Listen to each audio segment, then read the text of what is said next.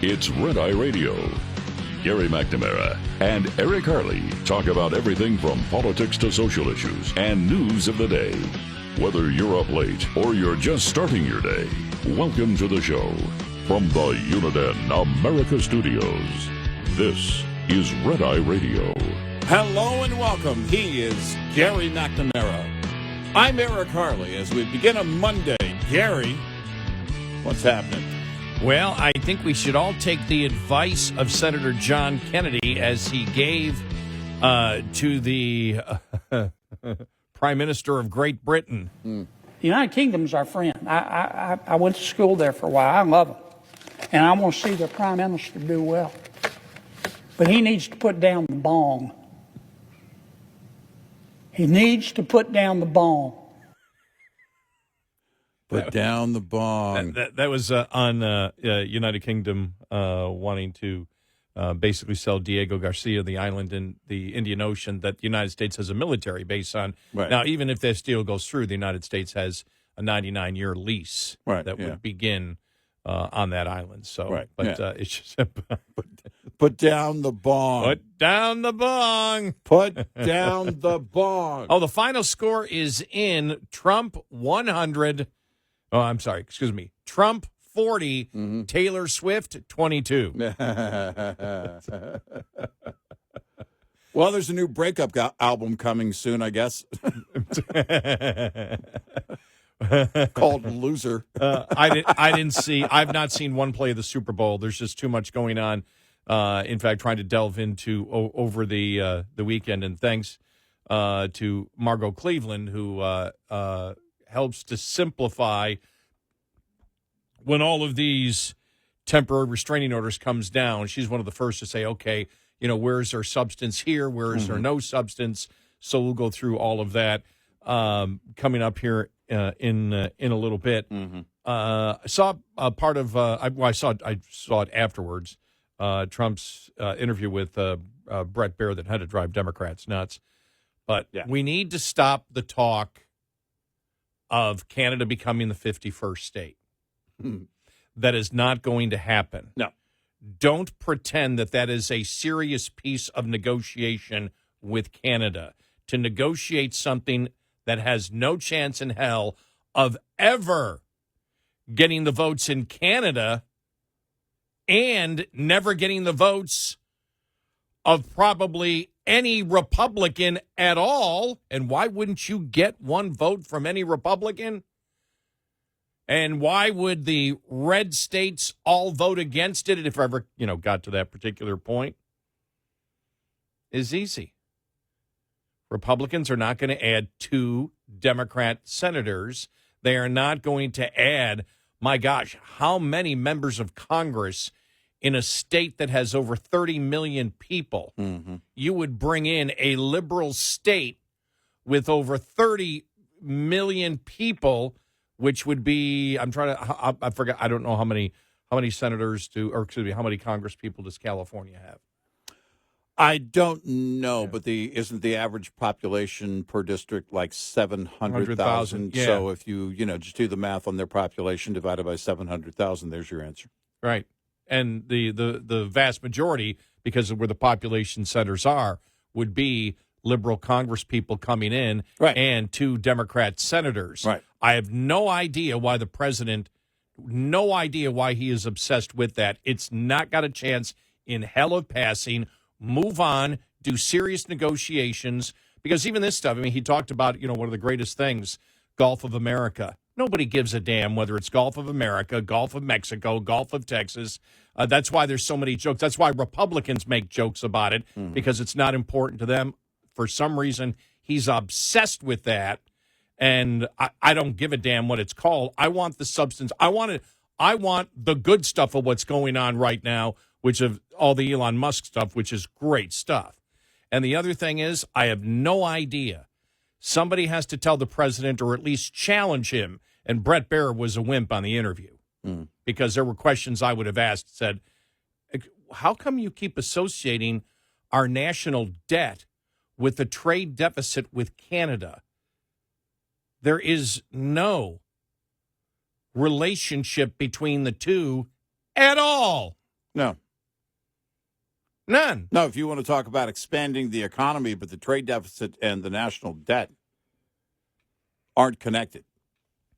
I look at these things and I say they take focus off the good work that you're doing. Now, look, I'm happy that Trump is president because, as I said, the number one reason I voted for him was to stop the weaponization of government, and that's happening with Pam Bondi. Everything else is a benefit. So I'm pleased with them. I just look and say, what are things that you don't need to be talking about that have nothing to do with the substance of what I know I want and the American people want? Let's just stop with the silliness. Canada's not going to become the 51st state in the next 500 years. No, I mean, you can look at the moves you're making on the border. Those things are going, I think, going very well as could be expected. They're moving pretty quickly. Those are just some of, I mean, you have a pretty good list of accomplishments in terms of getting the ball rolling from the first few weeks, and stay on that. Because right now the border is, and that's the conversation that's going on, because that's where all the protests are from the left.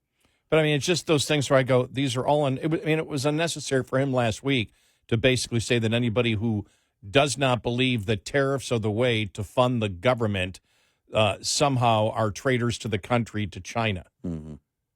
You don't need that kind of crap. It's crap. And everybody knows it. Every Republican listening right now knows it's crap. Well, and you know why? Because a majority of Republicans are against tariffs. Now, if you use tariffs against what the president did say in there, where he said, if you have 130% tariff on us, we're going to put it back on you. Well, that's fine. I have no problem if somebody else is involved in unfair trade practices going after them. And I give the president the credit for finally letting the American people know, well, if we do this, you could suffer because of it. Mm-hmm. And, you know, he hadn't done that before. Before, everything was wonderful and beautiful. And even Brett Baer brought that up. Well, you brought up the tariffs are absolutely wonderful. And it's like, oh, yeah, it is. And so he's trying to play both sides of it. He's trying to play it's the greatest thing that could ever happen, yet you may suffer because, you may suffer because of it. And then trying to relate the trade deficit to overspending in the overspending that he's trying to cure. I don't know. You and I talked about this for the longest time. Like Biden, Obama, nobody ever sat down with them and said, what do you think about economics? Nobody's ever done that with Trump either. How do you think economics works? How do you think economics works? And as I've said, the bad thing is that you know more about what Eric and I think drives economics than you do any president of the United States. That should not be the case. Mm-hmm. Economics should not be won or lost on slogans. Right. Or making comparisons that one has nothing to do with the other without being challenged. And nobody is challenging on those things. And look, we're only responding to what he says. Well, and if you're going to talk about trade with China, if you're going to talk about tariffs with China, you need to go back to intellectual property rights. There needs to be a list of reasons as to why China is a threat, and they are. And that's something you have to reiterate all the time because it's a pretty big learning curve for a lot of people. I mean, people get it on the populist level. Well, we shouldn't import everything from China. Yeah, but that's just the beginning. You're just scratching the surface when you hit that one. You got to talk about intellectual property rights, which is crushing the wealth expansion in the United States when they steal so much technology. Well, when he goes after Canada, number one, the $200 billion, nobody knows where he's coming up with that from. Mm-hmm. Because I think it's roughly $65-70 billion of the trade deficit, mm-hmm. and all of that is because of the oil that President Trump made clear on day number one, he wants that Canadian oil flowing into the United States. Mm-hmm. Why? Because we get it as a discount, as Pierre Poilievre said last week, the opposition leader to Trudeau, is because we don't give it to them just to give them a discount on it. We give them a discount on it because we can't sell it anywhere because of the stupid Canadian law. So we should be able to sell it and export it, and we can't. and so we sell it to the United States because we have a glut at a cheaper price. Well, Trump, the first thing he did was undo the Keystone, the closing of the Keystone XL pipeline by Biden. Mm-hmm. So it doesn't make any sense. If it's not for the oil that Trump wants, we run a trade surplus with Canada. Mm-hmm. So it's like, you got to be clear, crystal clear on all of these things. It's like, I don't know if you saw over the weekend the Elizabeth Warren quote where she said, that in the Constitution that not one person, not one person in the United States has any business. The Constitution doesn't say, you can go through agencies. And, well, the problem is she never said that. Mm-hmm. She never said that. And so what I'm saying is we can win every single major issue based on 100% complete truth. Let's not exaggerate anything. We don't have to exaggerate anything. We don't have to do anything. We don't have to put words into people's mouths. What they say is enough. But that just appeared, the thing on Elizabeth Warren, that appeared, and someone said, we can't find it. And I did my research. You couldn't find that anywhere, not on X. And the analysis was, well, she may believe it, but she never said it.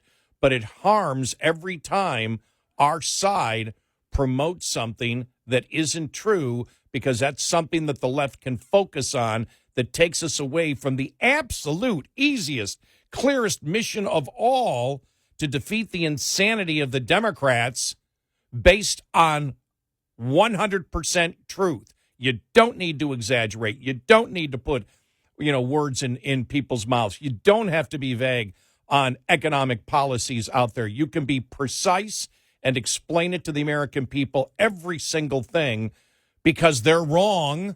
They're completely wrong. So if you're completely right on all the major issues, don't send people in a different direction. Mm-hmm. Well, it's what in part of what Peggy Noonan wrote about, was it last week? Look, don't go too far, because you don't have to. Reality is there, and the things that you're moving on right now are very real. Stay focused on those. Because nothing else was a campaign promise. Yeah. The whole Canada 51st state thing, that wasn't a campaign promise. That wasn't something. No. It became more of a joke. In fact, the Gulf of Mexico thing is a joke. It's a joke with every conservative. Everybody. It just became a meme factory, like from minute one, still is. And, the things that aren't jokes. Gaza. All right. It may be maybe an unrealistic goal, but you set the goal and you set the tone. And that's, again, that's something everybody can look at and say, imagine a Gaza you're not afraid to actually visit. Well, I had no problem with that. I congratulate what they did with Panama, and I have no problem, exploring what might become a U.S. territory like a Greenland. Right. If they were interested in doing it. I'm fine with those. But don't take it the step further.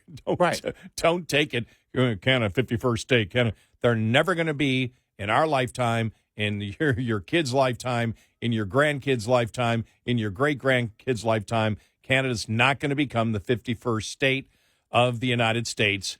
One reason is they don't want it. Number two, conservatives and Republicans, that would be the last thing that they would ever want, unless, if you're a Republican, you support a state that could be as big, that the exact population is what, over 30 million. I know 35. Is it 35? 35, 36. Okay, there'd be more. It would be the second biggest state, and it would be a liberal state. So California and Canada would have the most members of Congress that would be Democrats, and you would have 4 senators, an additional 2 senators for the Democrats on the other side. Okay, so it's 40.1 million now. After the election, we had about 5 million liberals move up there. So is it 40 million? Yeah, it's actually. So they're bigger. So they would be the biggest state in the union. Yeah, and a liberal state, bigger than Canada. Yeah, that makes them bigger than California. What'd I say? Canada? No, Bigger than California, yeah. that makes them bigger. Yeah, they would Right. be bigger for those that want to, compare in terms of population. Yeah. They would be the biggest state with more liberal Congress people, two more liberal senators. No way. Stop talking about it. And it's not a negotiating point. That's not a negotiation point. A negotiation point is something that's possible. Everyone knows it's not possible. So stop it. Well, it's like the states that get into the seceding from the union thing. Yeah. Yeah, You're right. Yep. Someone needs to make a Netflix series. It would have to be, a few seasons long to really hash out everything you'd have to go through. You'd really have to, because it's happened before. I mean, with the conversation. And someone needs to make a Netflix series or, I don't know, online streaming series about it. Because everybody thinks, well, we're leaving. We don't like it. Yeah, no, you're not. One reason Canada does not want to assume their share of a $36 trillion deficit. Mm-hmm. Or, excuse me, debt. Mm-hmm. Not deficit. Well, it could be the Oh, deficit. my gosh. Wait, give it a minute. Yeah, it might be one day. No, but no, that's not going to happen. No, and not one Republican in Congress wants what it would be, 45 more, 45 to 50 more members of Congress, the majority of them liberal, and whacked out liberals, too. Yeah. And then 2 more senators that are whacked out liberal senators from Toronto and Vancouver. Sorry. My calculation is 57 members of members of the House. New? No. Members of the House? No. Otherwise, he's doing a great job. Yeah. He really is. He's doing a great job. But right. We've got to point out everything. That's what we do in the show. Well, it's because that conversation is going nowhere. Right. And it's leading. Right. It's one of the top stories that he keeps bringing up. Right. Or reporters keep bringing up to him, so he has to answer. Right. 866-98 Red Eye. This report is brought to you by Shell Rotella. With advanced synthetic technology, is designed to help keep your rig running with more mileage and less maintenance. Tires command a lot of attention. As a top expense for drivers and a leading cause of CSA violations, any tire maintenance practice that can help extend tire life is worth consideration. Consider tire balancing, which can set you up for savings and a smoother ride before your tires touch the highway. Tire balancing corrects an uneven distribution of weight in tires and wheel assemblies, but the trick is to be proactive and not reactive. Conduct routine pre- and post-trip tire inspections and pay special attention to inflation. Tires with too little air will wear prematurely and create more resistance, which can result in increased fuel consumption, a harsher ride, and ultimately lead to a blowout. We'll be right back with more Red Eye Radio with Eric Harley and Gary McNamara.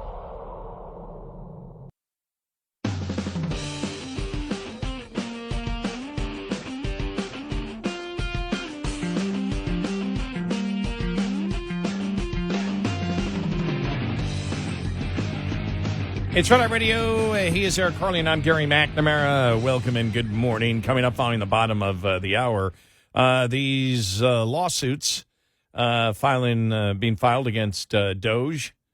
This is really pretty easy for the president to explain.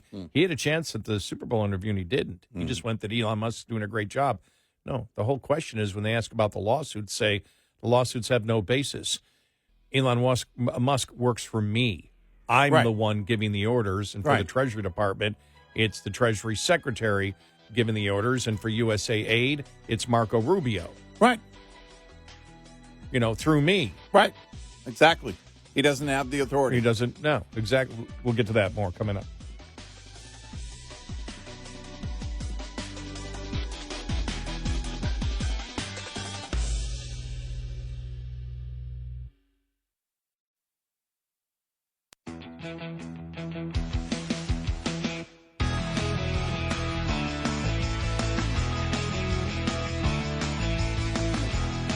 You're listening to Red Eye Radio from the Uniden America Studios.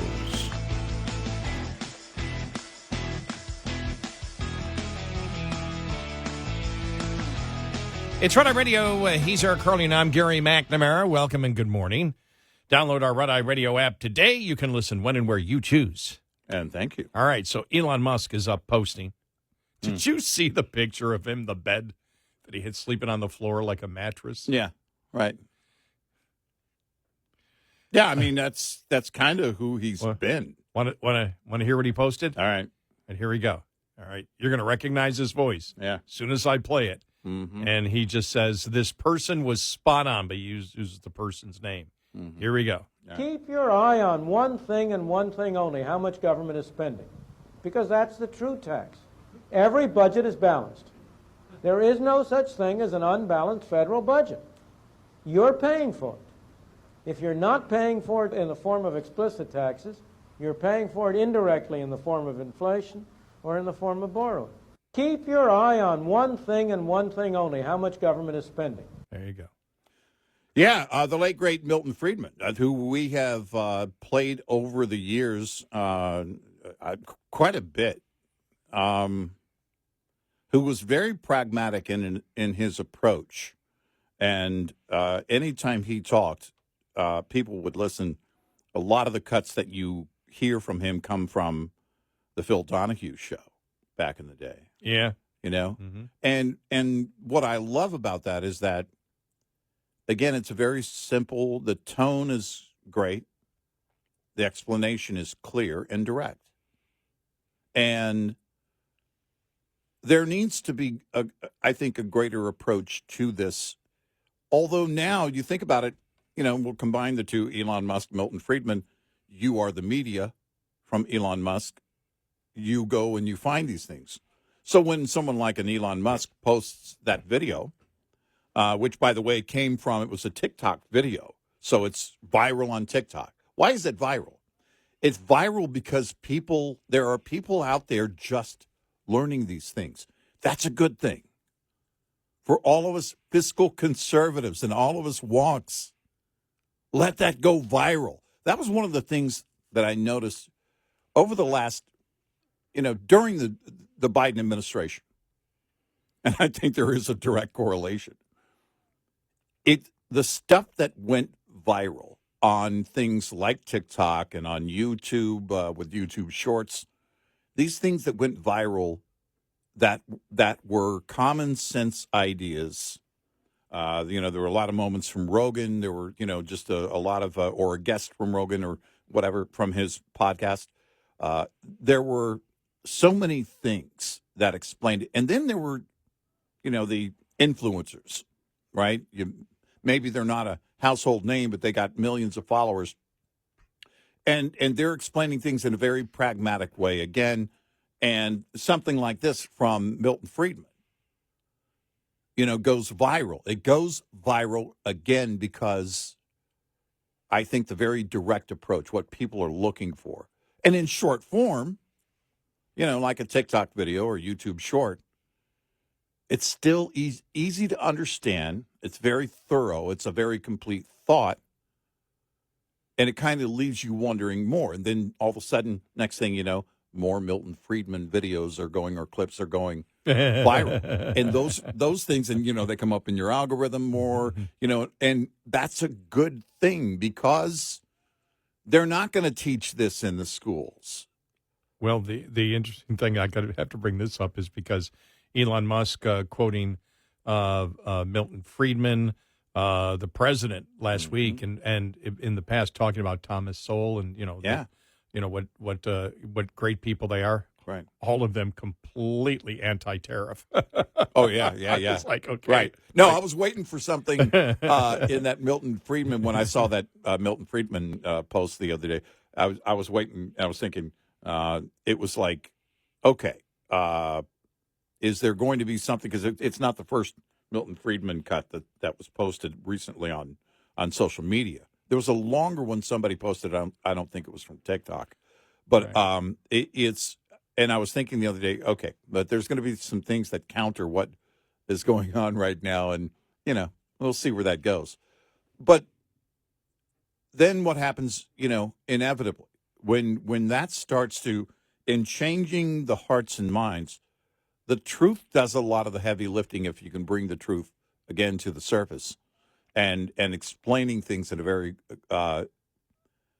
digestible way, easily digested, this information is. Mm-hmm. It's when you take in that clip, people go, oh, yeah. And they don't have to get into it's not, Milton Friedman never looked at anybody or never implied, anytime he spoke, that you were too stupid to understand it. In fact, he said it in a tone that was very matter of fact, and again, very direct and pragmatic. And I believe he believed people, of course, weren't stupid. That's just they hadn't thought of these things, or for whatever reason, they don't believe in these values that apply if you think about economics and how things work. It's the left that distorts that over and over again, and far too many Republicans over the years that have laid down and allowed them to do that, and also got on there, we don't like Messi. John Boehner. I like busy. We don't like Messi. I want something less messy. Not busy. I want something less messy. Let me go work for a cigarette company. So I'm quitting and I'm going to tobacco. What? Yeah, and then I'm going to go to a pot business. Wait a minute. Well, let me give you an example of something that's so simple, but I think it should be the only thing coming out of the administration's mouth, and it isn't. And I point to the interview that he did with Brett Baer, the Super Bowl, where it was brought up about Elon Musk. Goes, well, Elon's doing a great job and everything else, so we're going to send him here. We're going to send him, but you didn't have the major core question. And when looking to see what Elizabeth Warren said and didn't say on January 30th, because that something was just viral of something she actually didn't say, and she may believe it, but she didn't say it. And right. Our point's always been, don't go down rabbit holes when you don't need to. When you have 100% of the argument, don't try to come up with 110% of the argument where that other 10% isn't true, because that's what the left will focus on. Mm-hmm. You don't have to, if you're a Republican conservative right now, all the major issues, nobody has to exaggerate. Nobody has to put any words in anybody's mouth. But when I went and looked what Elizabeth Warren was saying, it's amazing. And this was on, I forgot which social media it was. I know she was, redoing it on X, so it might have been TikTok or Instagram. I don't know. But she was stating that, Elon Musk is not electable. It was all the arguments that you heard last week. Trump, in one statement, could say, I need to clarify something. Elon Musk has no authority. I do. Right. I have the authority. And any move that's being made is made by my authority, through my authority. But don't say it once. Don't just say it. Don't just have Levitt say it on the podium, as I believe she did last week. Mm-hmm. Every single time it comes up, you answer it the same way. I have the authority. I'm the head of the executive branch. Right. If Congress were looking into things, if Congress made the law and allocated the spending, there's not much I can do about that. Right. But there's a lot of spending here, which we give the choice of how to spend it to the actual governmental organization. Mm-hmm. And therefore, they do have to report. They haven't been, but they do have to report, whether it's U.S. aid to Marco Rubio, the Secretary of State, or the Treasury Department, to the to the Treasury Secretary, and then to the President. The thing is, when I saw, what was it? I think it was the Treasury Department one. Or was it U.S. aid? I forgot which one it was now. There's so many of them. I did so much reading over the weekend on it. But where they come in and they say, like USAID, and Margot Cleveland covered this. She goes, well, all these temporary restraining orders are not about the merits. No. It's simply about, do you have standing to put a temporary restraining order on it? And she said The unions, they looked at and said, okay, yeah, you have merit because these are your members and you may have a deal with the government that doesn't allow this to happen, and so that has to be looked into. She still believes they'll win on the merits against the unions, but when they came in and over the weekend, it was like 19 attorney generals have come in, and 19 attorney generals have no business telling the Treasury Secretary what to do, the president what to do. It's the federal government. These are federal government divisions. You don't have it could harm our state.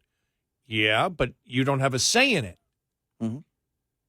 And so what they did was they were attempting to use we're harmed, that's why we have a federal lawsuit on it. Yeah, but you don't have, as a state attorney general, unless they're breaking a law, you have no business involved what the Treasury Secretary is going to do or the president is going to do or the president's going to appoint. We went through it last week because we got an email on it. Well, I don't like a private citizen having access to. Do you have any idea how the damn federal government's been running? Do you realize how many private consultants there are to the Department of Defense? Do you understand that Elon Musk runs a defense company that is dealing with top secrets and sensitive information all the time? You know, that's why I mentioned. In fact, the agreement with SpaceX, that agreement is classified. Right. And so, I mean, you can win this slam dunk. Just stick to the talking points. Right. Don't give them a break 1 second. Challenge them every second, everywhere. And again, they're right on it, and they're going to win it.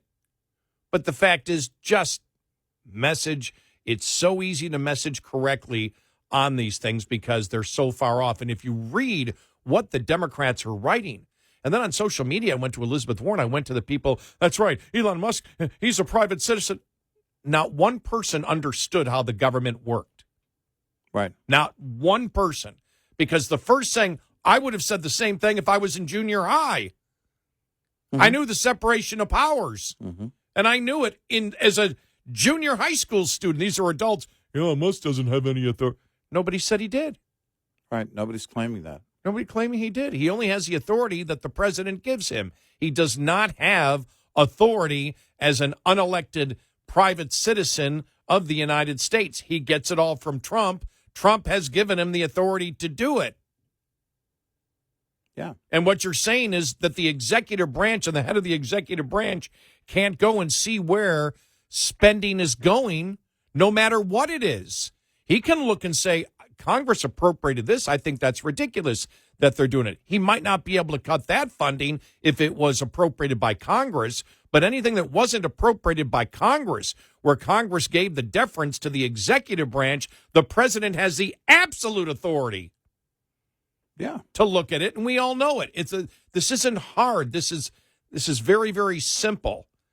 And I think every Republican needs to be, pounding on it completely and get Senator John Kennedy out there to say, Democrats, put down the bong. Put down the bong. Put down the bong. Did you see James Carville? Basically, Democrats are so stupid, he wonders whether Democrats have a whole bunch are basically a party of Republican moles. That's funny. Now, I laughed. We used to wonder that about the GOP. I know. In the opposite direction. But we laughed, but, at it. But Carville was all for everything that was going on. You until he saw they were going to lose. Exactly. He was for everything that's been going on. He's been for identity politics, and he sits there like, I've been this great, leader, statesman of the Democratic Party that have been warning them to go in a different direction. Right. You got out there and said Kamala Harris is going to destroy Trump. Exactly. You said that in the weeks up to the election. Right. It's not going to be. So you would know. There's no way he was going to win. Well, there's always a 20% chance he was going to win. 866-90 Red Eye. Coming up, more with Gary McNamara and Eric Harley. It's Red Eye Radio.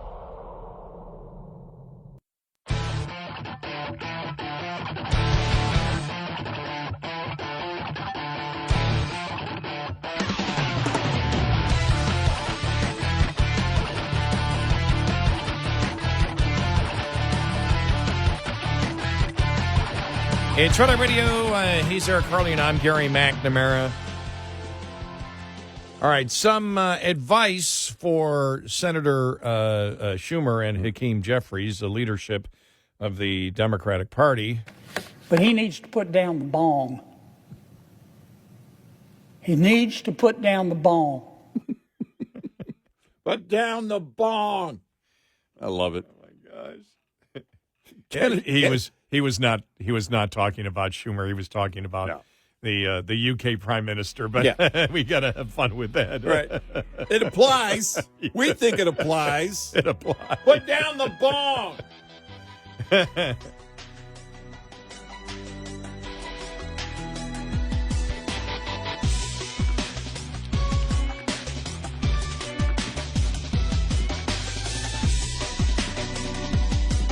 Top of the Hour News is brought to you by House Products. Visit houseproducts.com. This is Red Eye Radio on Westwood One.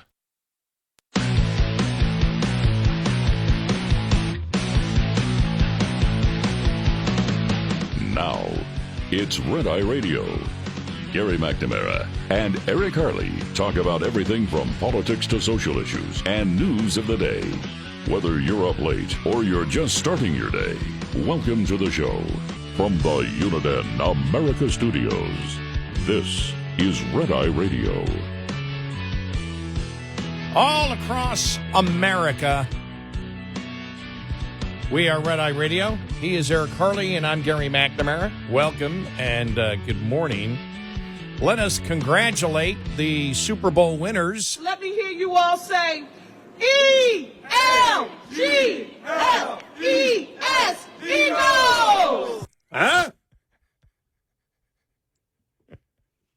Do they have Common Core reading and spelling? That's the reason I wanted the Eagles to win, just so I could play that. It wasn't football related. By the way, we didn't see. Did you see any of the game? I didn't see any of it. Oh, I saw none of it. Okay, none of it. I was sleeping. So. The closest I saw was the logo, the LIX. Like, yeah, I got nothing. I didn't have any interest in it. We sleep. We do show prep on Sunday. It's a work day. Mm-hmm. But even when I had some free time, I was like, no. I don't have any interest in it. It's okay. I for see the by fans, great. That's that's wonderful. It's just no. I saw a lot of boring game, horrible halftime show. Yeah.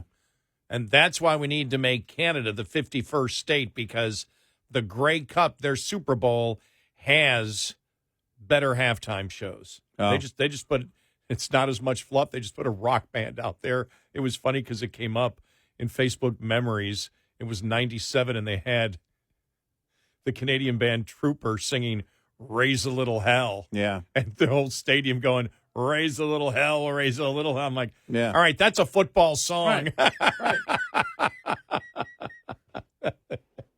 Yeah, it's that's a football song. And they have better halftime shows. right.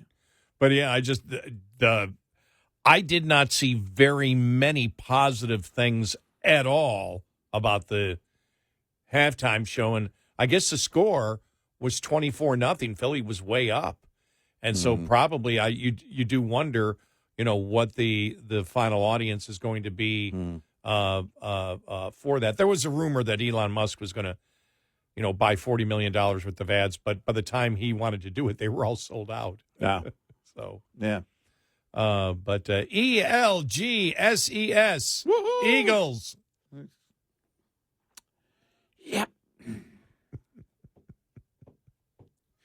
I will say this, though. I do love the movie Invincible. I grew up in Buffalo, so I'm a Bills fan. But I believe that I think it's, if you're like a Detroit fan, if you're a Cleveland fan, if you're a Buffalo fan, if you're a Green Bay fan, if you're a Pittsburgh fan, if you're a Philadelphia fan, sort of the same kind of fan base is there. Yeah, right. Extremely, extremely passionate. But I love the movie Invincible. Have you ever seen that one? I mean, that was with Mark Wahlberg. And I relate to that movie, the bar scenes. Yeah. The bar scenes is basically, this is going to sound terrible, is how I grew up. You were raised by a wild pack of bartenders. People don't know that. But it's true. Well, when I got to be, and this is from hanging around with one of my, my lifelong friends. Mm-hmm. And his father was a police officer. His grandfather owned a bar. He was a bookie. Yeah, right. Owned the bar, and he was a Yeah. but even though I grew up in the suburbs, a lot, probably especially my teenage years, we would always go, to the we wouldn't be drinking. I want to make that clear. But this was You drink before you went. No, this were the corner bars that had great food. Yeah, right. So you go there, you could eat, and you didn't drink, but the adults, did, and the smoke filled rooms and all that. So whenever I see, it's interesting because it's supposed to be the Philadelphia Eagles, Mm-hmm. but whenever I see Invincible, it brings me right back to growing up myself. Even though I didn't grow up in Philadelphia, I grew up in Buffalo, but, Right. Yeah. or a suburb of Buffalo. But, so congrats to Philadelphia. It had to be tough for KC. KC fans have to be suffering, and Yeah. you made it all the way. I mean, you were Kansas City was on a tightrope all year. I mean, barely winning games in every conceivable way, and they really got trounced. Yeah. Too bad. Yeah, that's football. As to the halftime show, I don't care. Yeah, I don't care.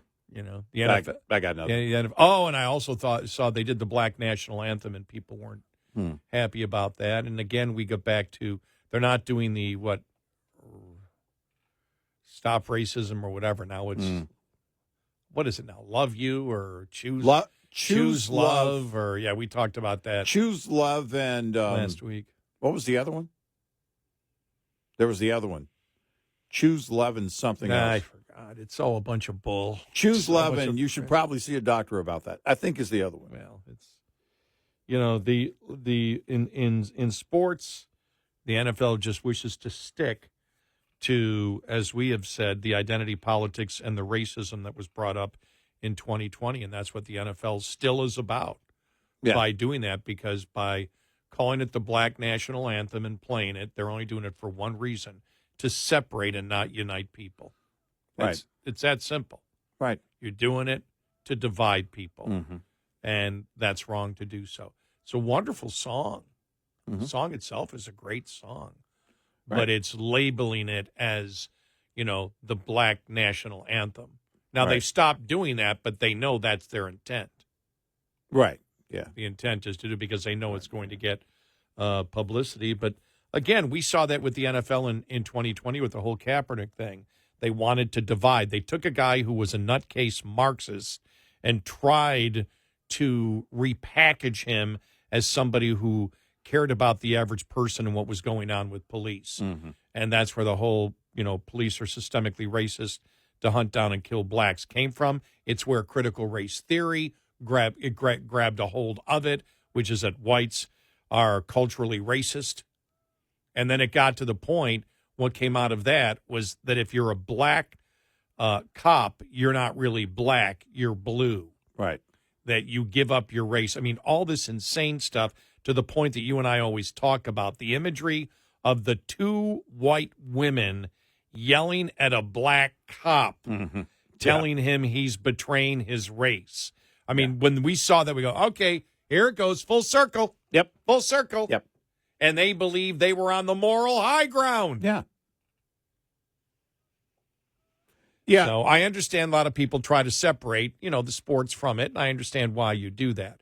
But it's a part of the NFL. The identity politics and the racism that came out of 2020 is still part of the National Football League through what they're doing.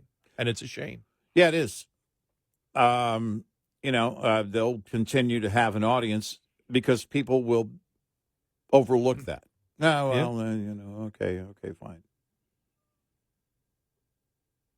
But I don't know why, as an organization, you would want to continue to have anything that would be construed as divisive. I don't think they want to anymore. I think they don't know how to get out of it. Well, we warned about that years ago. Yeah. You're not going to appease Yeah. any protester. So ultimately, what happens? Inevitably, you look to move on, but how do you move on? You won't be able to. And here we are. Yeah, I sense by taking off the end racism and just putting choose love, which can be taken a lot of different ways, they're trying to get out of it. But once you get into it, it's so tough. Mm-hmm. Yeah. To try to reverse the insanity of wokeism. Oh, thinking about that, I got to relate an article that I wrote over the weekend because it's something you and I have talked about. Where are liberals going to go now? And somebody projects out where they might go, and it's like, you got a good point there. I don't, but they're saying they don't think they can sell it to where they're trying to go. But it's they go about how liberals went from the realistic world to the unreal world. Mm-hmm. And that's where they are. And they're still trying to stick by it. You know, the insanity when you see James Carville, we'll get to this coming up, where he said it's almost as if the Republicans have put, moles inside the Democratic Party. This is how that only somebody who is attempting to destroy your party would be saying the things that you're saying. And that's one of the, the reason that the country, independents and even Democrats are giving the right a chance is because of that insanity. Yeah. But you look at this insanity and it came from somewhere. It's evolved over the years and ramped up over the years.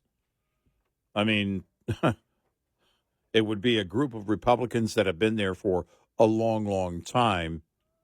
But that's probably where you have to end up if you're assessing this going, how did this happen? Well, it must not, it can't be actual Democrats. It has to be somebody who wants to destroy your party. That means it's the GOP. It's not. This is the radicalism that lives on the left. And it is over the top insane. And it's real. And you have to own it. Yeah, we are living in such fascinating political times right now. Well, we really, really well, are. because it's just you break down the very dynamics of how elections work, right? You've got to convince people. You got to change hearts and minds in some cases. And hearts and minds are changing. And how are it goes back to what we said earlier, playing the Milton Friedman cut that Elon Musk posted on X. And you bring in Elon Musk and the conversation about you are the media, which you are. People are discovering things on their own. When I first thought of the business model of like YouTube, okay, this has 1 million views, but they're not all watching at the same time. It doesn't matter. Right? People aren't taking in the news the way they used to either. They're not all tuning in at 5 o'clock or 6 o'clock like our dads used to. They find it as it happens on their own, which makes it an antiquated business model on television in so many ways. Coming up at 11, we'll tell you what happened when, well, that's when I instantly Google that subject and then find out myself. I'm not staying up till 11, right? And now people are curious. They're more and more curious every day. Some are curious because they want to win an argument. Some are just naturally curious because they're curious. They want to know. They want to be informed. And when you go off the deep end and you promise things based on lies over and over, like the left has for years, you become bitter, angry. You see them where they are. And when people aren't following you more and more, you get angrier. You get more radical. This is war. We're taking it to the streets. That's what they say. Because they keep losing. You think you're going to convince people by burning things down? Nope. But No. they have no, that's their admission. They don't know where to go. Exactly. They've got nothing else. Nothing else. Except, here's the thing that they're hoping. Because, you've got, and it's always a concern because you don't know where the American public is at when push comes to shove. Mm-hmm. Because right now you could view it and say, you already see Democrats promoting, we have chaos right now, chaos. Well, the thing that they know that independents don't want to see is Trump doing all this stuff. He's going way too far. And look, it's causing riots in the streets. Mm-hmm. They want the chaos. As we said last week, they want the riots. Oh, yeah. They believe if they have the riots, that's their evidence that they can take to independents and say, see, Trump is going way too far, tearing apart foundations of our institutions, and that's why there's rioting in the streets. Mm-hmm. Except for the fact that when the American people hear what's being cut and what's going on, they're like, why are we funding that? Why are we funding that? Right. That's why it's so important that every single day the administration and Republicans communicate 100% correct. Not 90%, not 80, 100%. It's not that hard. Keep your eye on the ball. Right. Because you win if you tell the truth. Yep. That's how you win. Yep. 866-90 Red Eye. Brought to you by FPPF, Fuel Power Max. Leased owner-operators should be aware of 4 common revenue myths, lest you fall into the trap of mistaking revenue for profit. Myth 1, concentrate on increasing revenue because costs will take care of themselves. This is not true, as costs are fundamental to the profit equation and the area where owners exert the most control to improve. Myth 2, more revenue per mile is the answer to all problems. Though carrier pay packages differ in structure, revenue per mile really doesn't change much from company to company. But there can be a big difference in miles, overall gross revenue, reimbursements, and fees. Myth 3, all you have to do to be successful is run a lot of miles. In reality, revenue is only half of the profit equation. Costs are the other half. It's possible to generate a lot of revenue, yet spend $1.10 to make every dollar. Myth 4, you can tell how well you're doing by the size of your settlement check. The settlement check is only a part of the success picture. Miles driven, loads hauled, conditions, mechanical problems, time off, and especially costs all have to be considered. Owner-Operator Business 101 is provided by Overdrive's Partners in Business program. Go to overdriveonline.com to the Partners in Business section of the website for more details on this and many other topics. Brought to you by Shell Rotella, with advanced synthetic technology is designed to help keep your rig running with more mileage and less maintenance. Lines open for your calls. 866-90 Red Eye on Red Eye Radio.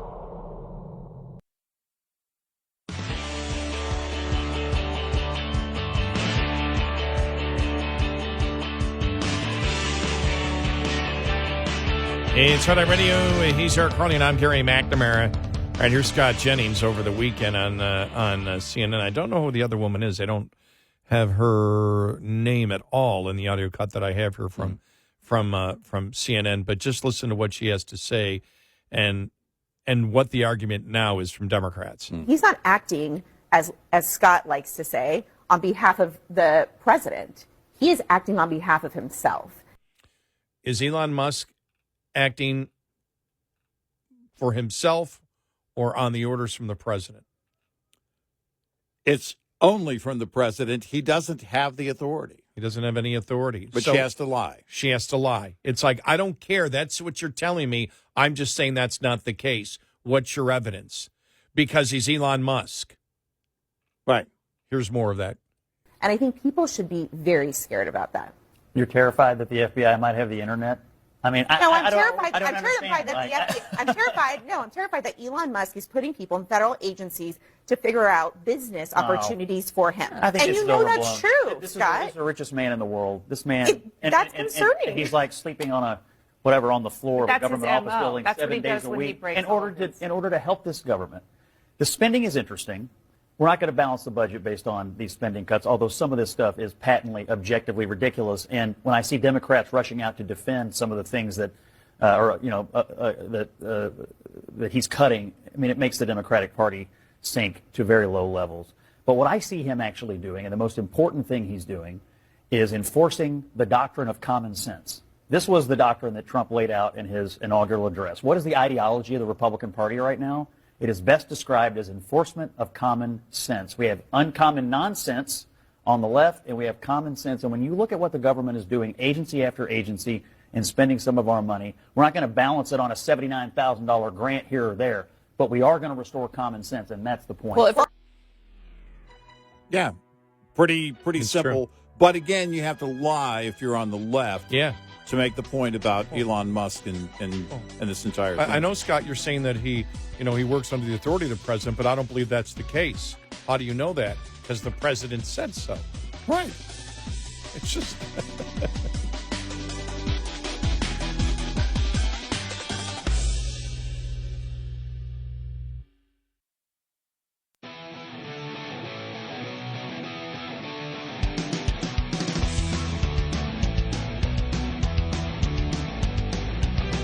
Catch all 5 hours of the show live every night on the Red Eye Radio app. Available in the App Store. Red Eye Radio. And he is Eric Harley, and I'm Gary McNamara. Welcome and good morning. Thank you for being here this morning. I do want to find the audio that I wanted to play here. Yeah, this is Stephen Miller on with Marie Bartiromo yesterday on Sunday Morning Futures. All right. And it's interesting because he did explain. Okay, he explained what's going on. A radical left judge said that the Secretary of the Treasury cannot access the Treasury computer system. This isn't just unconstitutional. That ruling is an assault on the very idea of democracy itself.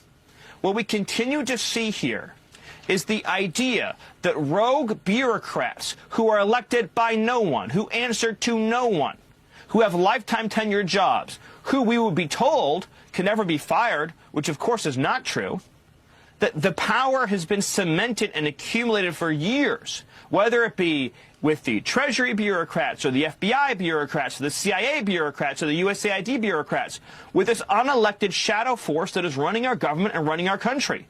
Donald Trump is engaging in the most important restoration of democracy in over a century by saying that we are going to restore power to the people through their elected president and his appointed officers.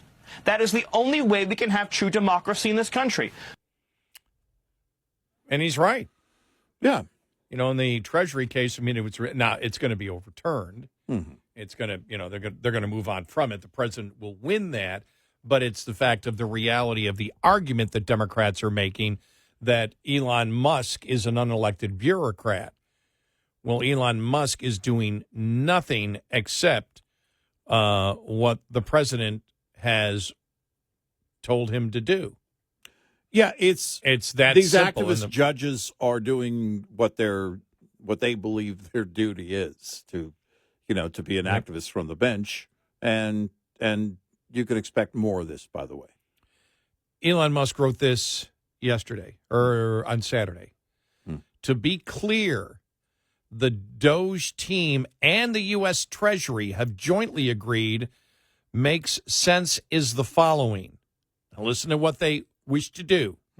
Require that all outgoing government payments have a payment category code, which is necessary in order to pass financial audits.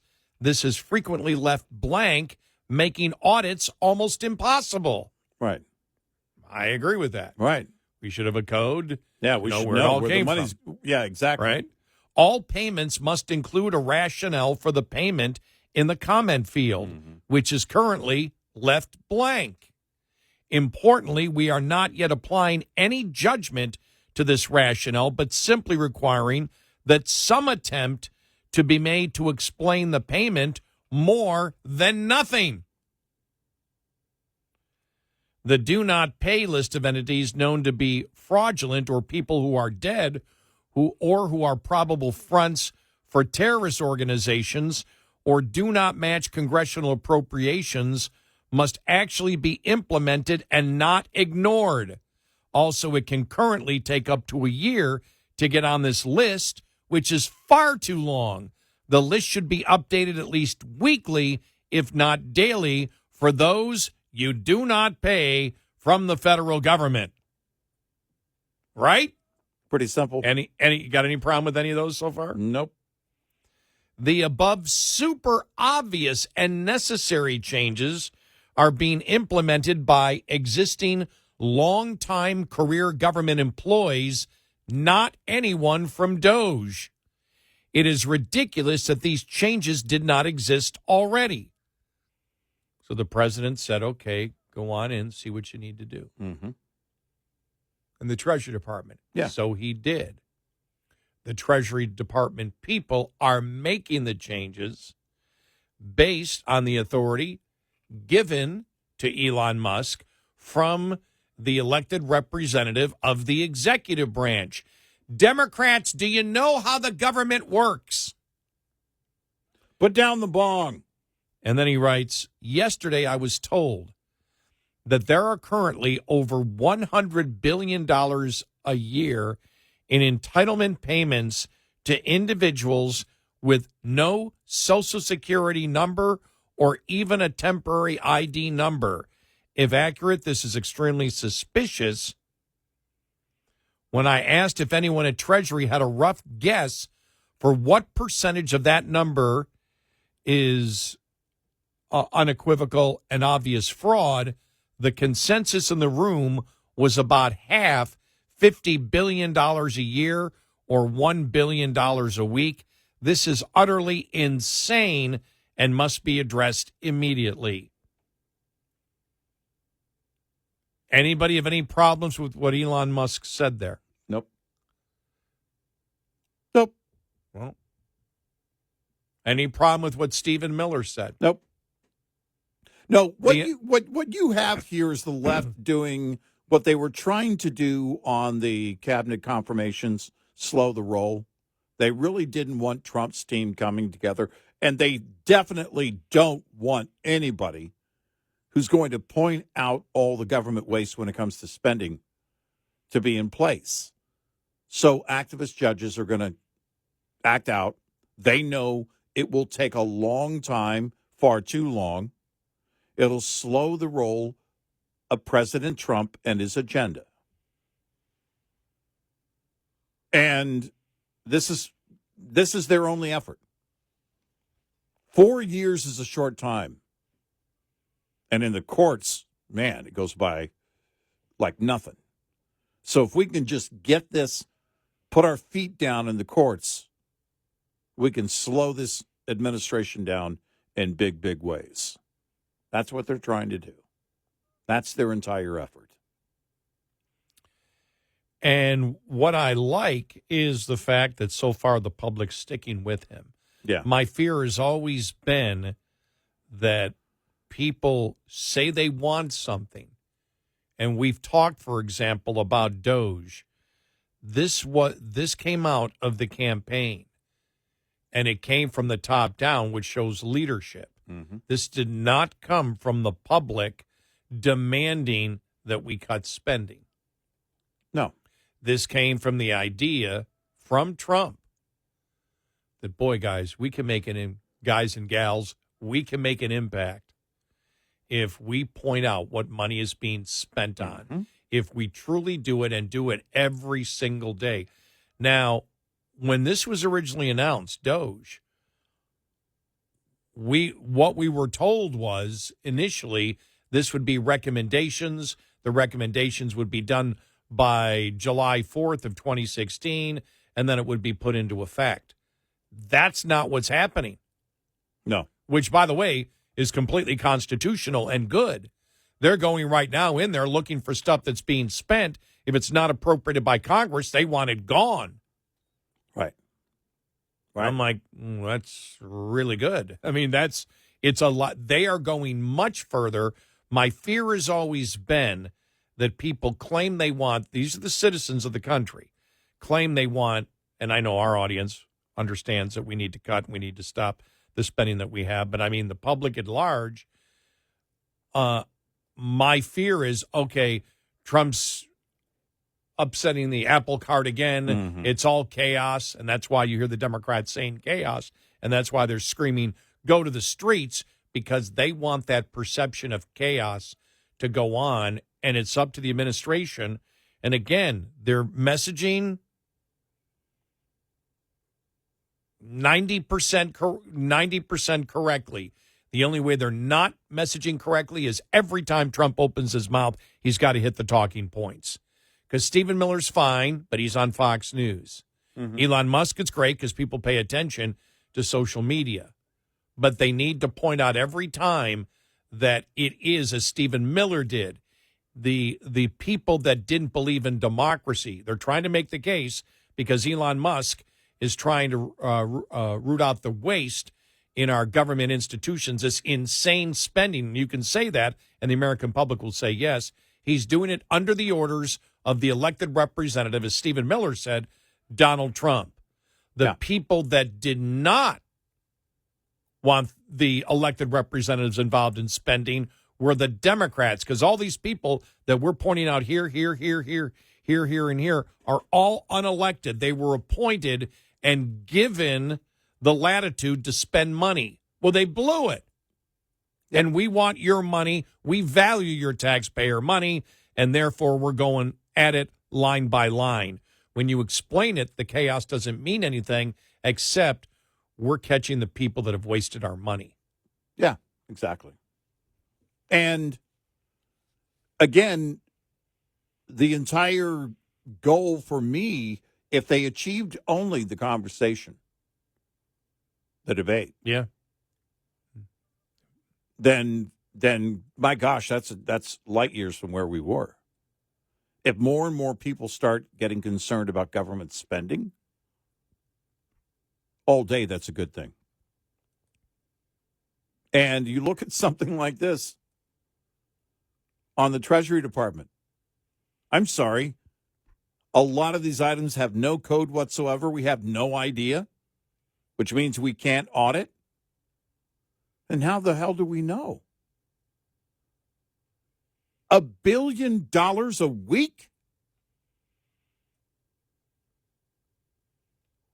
Yeah, this is something, again, that is always a worthwhile cause.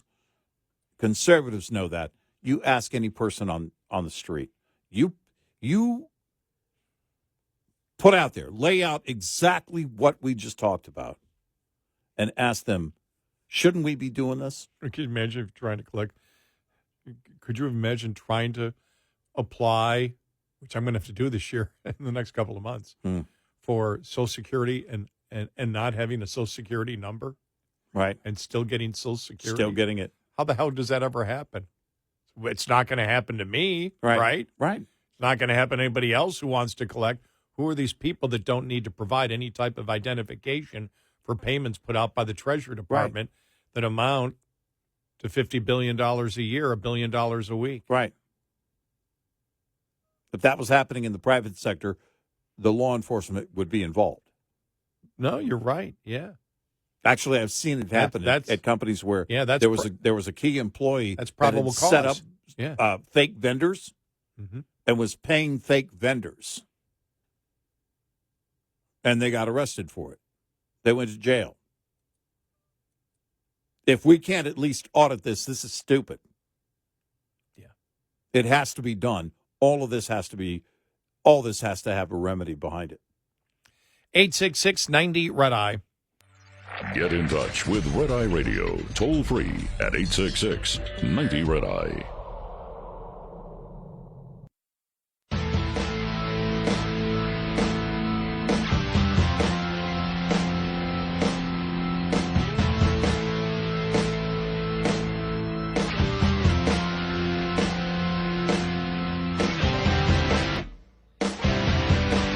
It's Red Eye Radio. He is Eric Harley, and I'm Gary McNamara. It's interesting, the things that the rapid response team from the White House is responding to. This is Chris Murphy of Connecticut, and they write, this is from the White House, deranged Chris Murphy from Connecticut thinks cutting off taxpayer funding for sex changes and Guatemala is the most serious constitutional crisis the country has faced since Watergate. Here's the clip that they play. Here we go. Listen, I think this is the most serious constitutional crisis the country has faced. Certainly since Watergate, the president is attempting to seize control of power and for corrupt purposes. The president wants to be able to decide how and where money is spent so that he can reward his political friends, he can punish his political enemies. That is the evisceration of democracy. There's no evidence the president's doing that. No. And the president does have, as we've said before, as he's chief executive officer of the executive branch, if Congress hasn't appropriated the money, if there are institutions like the USAID that came about through executive order, he can go in and he can review it, he can cut it, and any president can come in and absolutely review whether this money that wasn't congressionally appropriated is doing what he wishes for it to do because he was elected president of the United States. Yep. He gets to do that. His priorities do matter, and what they're saying is it's only his most serious constitutional crisis because Trump gets to do what he wishes to do, which is exactly what Biden or any other president attempts to do. Right. Yep. And, you know, it's, again, the left in their panic mode. We can't have this because I have to wonder, what are they afraid he's going to find? I said this before he was elected in 2016 and then again in 24. My gosh. You know, you just open the books and look at everything. Well, that is a nightmare for the left. They don't want him to looking into every little detail. So they have to make things up, build fear. It's all they got.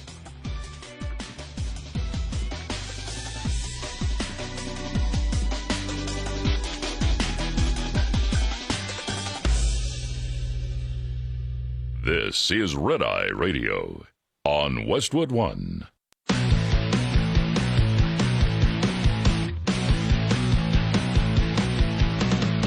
Now, it's Red Eye Radio.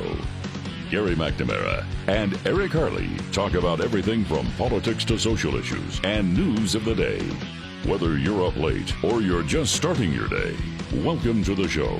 From the Uniden America Studios, this is Red Eye Radio. All across America and around the planet, we are Red Eye Radio. He is Eric Harley, and I'm Gary McNamara. Welcome and good morning. Thanks so much for being here. Thank you. You know, one of the things we've talked about is, and we've talked about this quite consistently, is part of what Trump is doing is to get the courts to review a ton of different stuff. Mm-hmm. And John, you in National Review wrote a great article.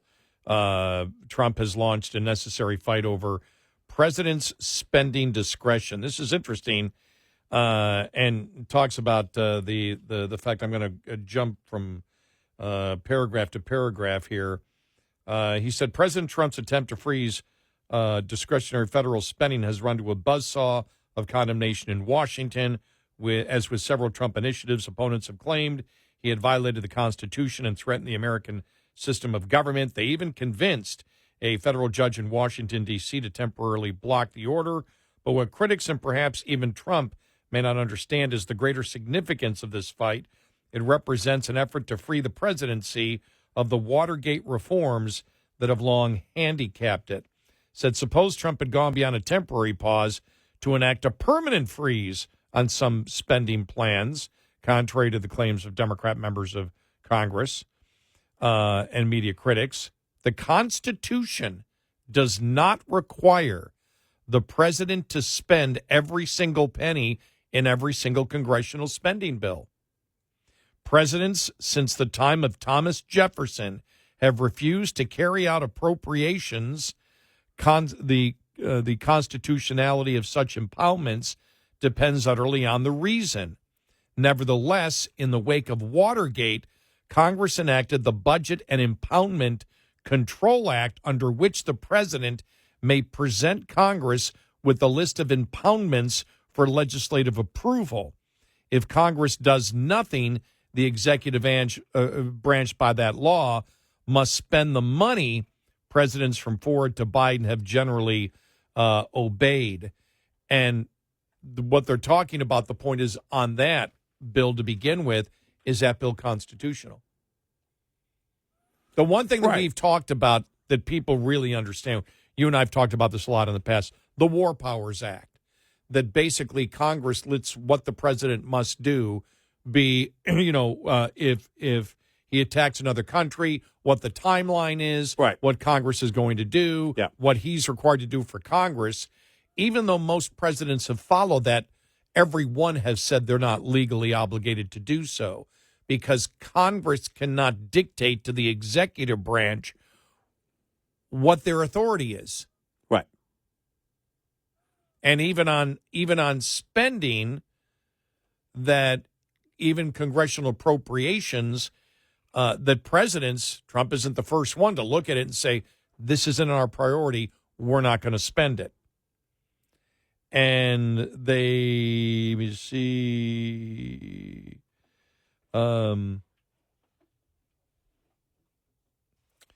Second, the president should refuse to spend funds that violate the separation of powers, especially in cases where Congress interferes with the congressional authority of the executive branch itself. Trump can refuse to spend appropriations, for example, that undermine Israel and bolster Iran. Presidents have long refused to execute appropriations that interfere with the president's primary, the president's authority in matters of war, national security, and foreign policy under his authority as commander-in-chief and executive branch. In 1803, for example, Jefferson refused to spend funds to construct gunboats to patrol the Mississippi River because it would have provoked Napoleon during the secret negotiations that produced the Louisiana Purchase. In the 20th century, President Harry Truman refused to spend $735 million more on Air Force groups than he requested, while President Dwight Eisenhower refused to carry out appropriations for at least a half a dozen weapon systems that he did not want. Third, presidents may exercise the authority to reduce spending for reasons of efficiency or to respond to changed circumstances. Indeed, the founders created an executive branch with a single head in order to reap the gains from the decision, activity, secrecy, and dispatch of one man, as Hamilton wrote in the Federalist number 70, which they believe would bring energy in the executive branch, the very definition of good government. Suppose Congress appropriates $100 million for the construction of a bridge, but the agency can build it for $75 million thanks to lower labor and material costs. Or suppose circumstances change and the agency discovers a new route for the bridge that reduces cost even further. The founders created a constitutional system that gives the president the necessary means and the incentives to administer it effectively. Critics of impoundment want, in Hamilton's words, a feeble executive, and as he wrote, a feeble executive implies a feeble execution of the government. A feeble execution is but another phrase for bad execution, and a government ill executed, whatever it may be in theory, must it be in practice bad government.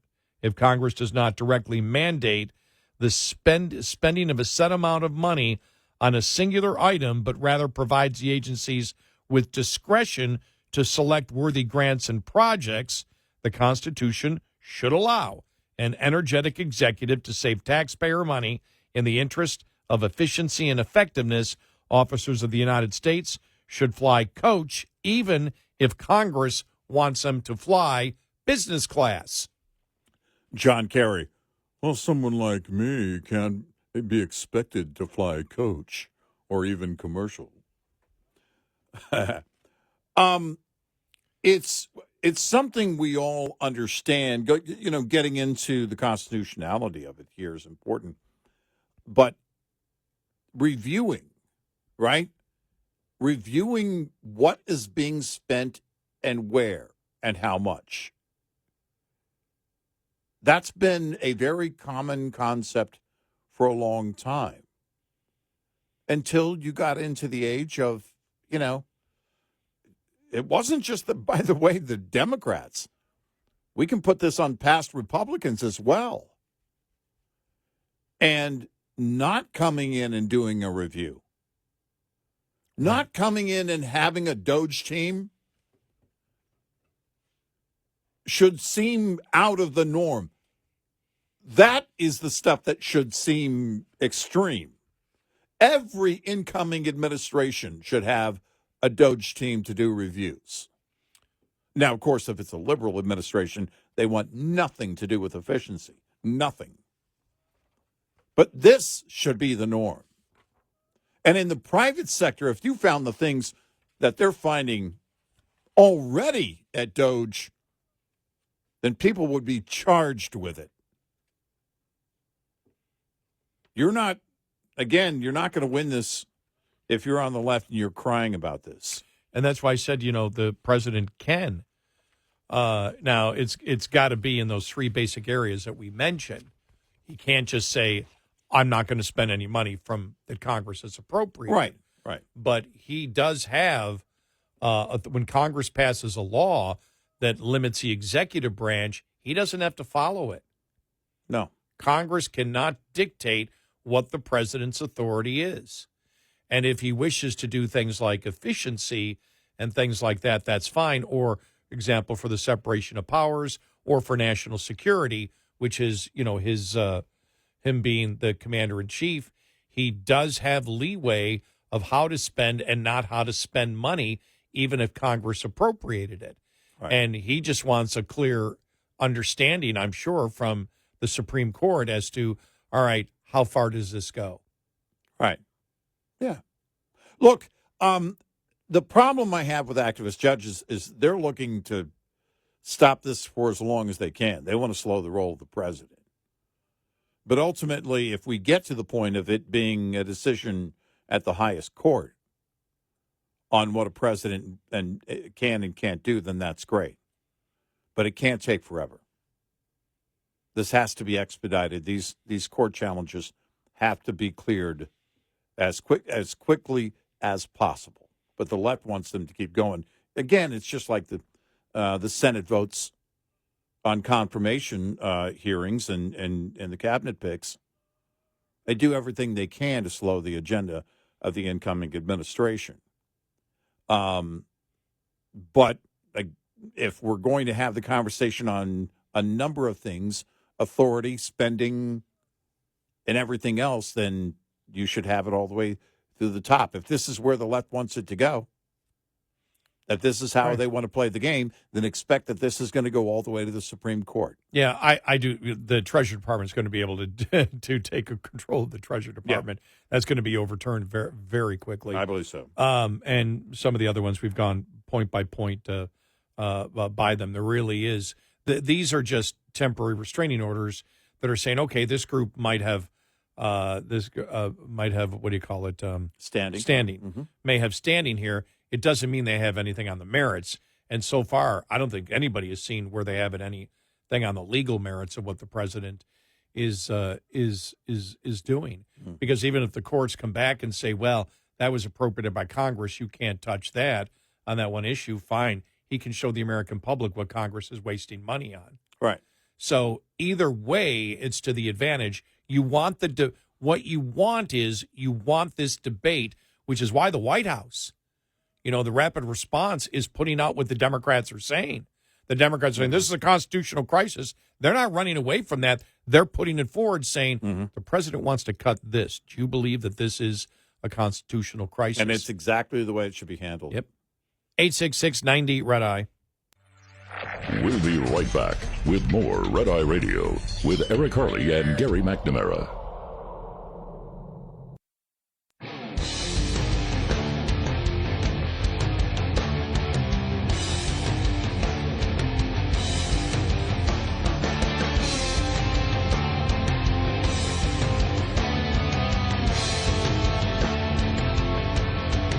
It's Friday Radio. He's Eric Harley, and I'm Gary McNamara. Welcome and good morning.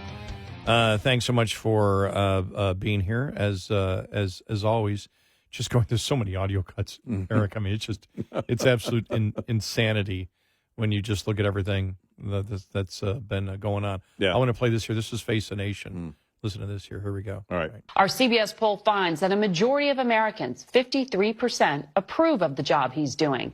That's a better approval number than he ever reached during his first term in the White House. Joining us with more is our Executive Director of Elections and Surveys, Anthony Salvanto. Good to see you, Anthony. What's driving this? I will keep it simple, Margaret. He's doing, in the eyes of the public, what he said he would do in the campaign. There's political value in that. In fact, 70% of people say he's doing what he promised. That's whether they approve of him or not.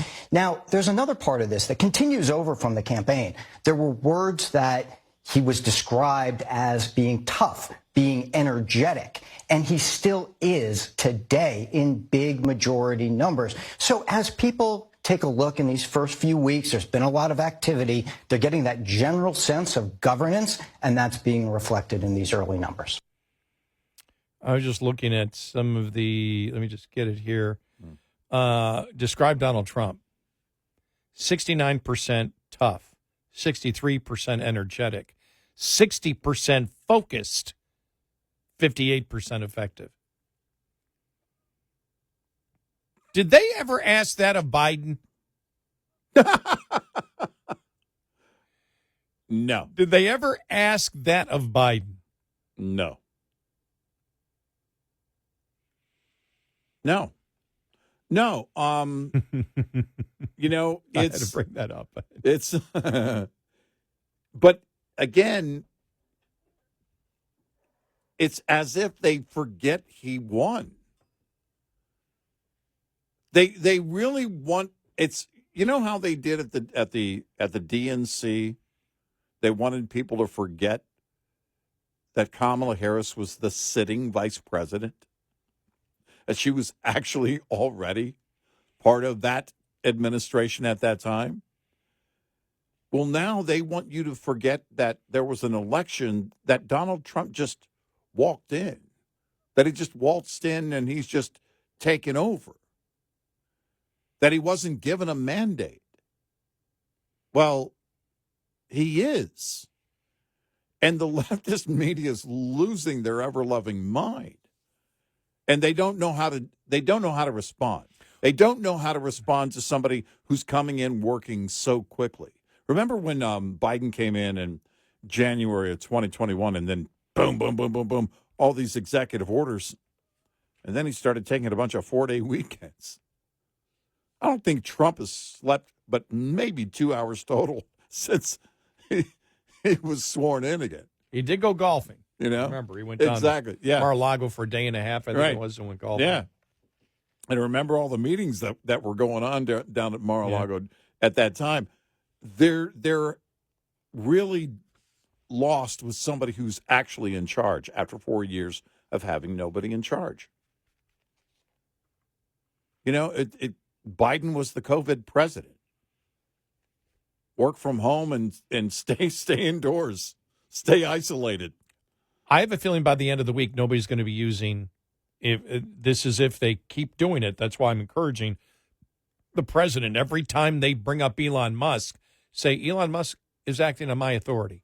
Yeah. That's it. Right. I want to play this as Secretary, Department of Homeland Security Secretary Noem on CNN with Dana Bash. Here we go. Disaster victims. Have you authorized Elon Musk and his team to have access to Americans' personal data that is housed inside DHS? Yeah, we're working with them at the president's direction to find what we can do to make our department much more efficient. So I think it's important. This is essentially an audit of the federal government, which is very powerful and needs to have happen. That agency, and one of the things I've been very clear to the appropriators in the Senate and the House is please give me the authority to reprogram funds.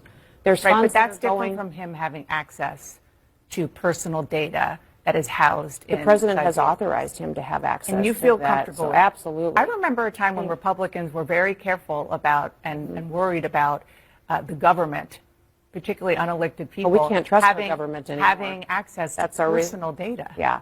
Oh, absolutely. You are the government. Yes, that's what I'm saying, is that the American people now are saying that we have had our personal information shared and out there in the public. Now Elon Musk has access to it. Yeah, but Elon Musk is part of the administration that is helping us identify where we can find savings and what we can do, and he has gone through the processes to make sure that he has the authority You're totally the president has comfortable with granted it. him. I am today by the work that he's doing by identifying waste, fraud, and abuse. And the thing is, what they're looking at is they're looking at payments. So if a payment doesn't have a Social Security number, that's what they're looking at. And what the Democrats are saying is, well, they shouldn't be doing it because they're looking at people's personal stuff. Yeah, but we can't do an audit unless we look at the actual checks that are being sent out and who they go to. Right. Yeah, but she kept reiterating, under the president's authority, under the president's authority, right. under the president's authority. Right. And that's taking that argument away. Yeah. It's not about Elon Musk. It's about what Trump is trying to do and the Republicans want. Well, and that's the other thing for those on the left that do realize very much that the president did win the election, and don't have to be reminded. They look at this and say, "Well, we can't undo that part of it, so we'll find a new bad guy, and the new bad guy is Elon Musk." I was thinking about that over the weekend. They've completely lost. They can't criticize Trump anymore. They're not on Trump anymore. It doesn't it's work. It's Elon Musk, so he's the bad guy. Right. And you didn't elect him. Hitler wasn't a bad enough label for Trump. Now it's Elon. Exactly.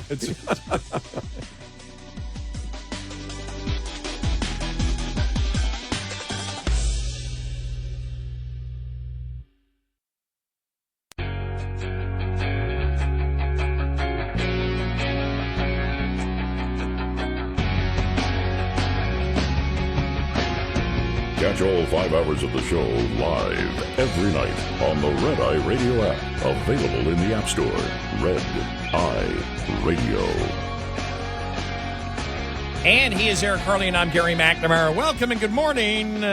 How's everybody doing today? Thank God I missed another Super Bowl and another Super Bowl halftime show. I have not seen one moment of a Super Bowl since 2007.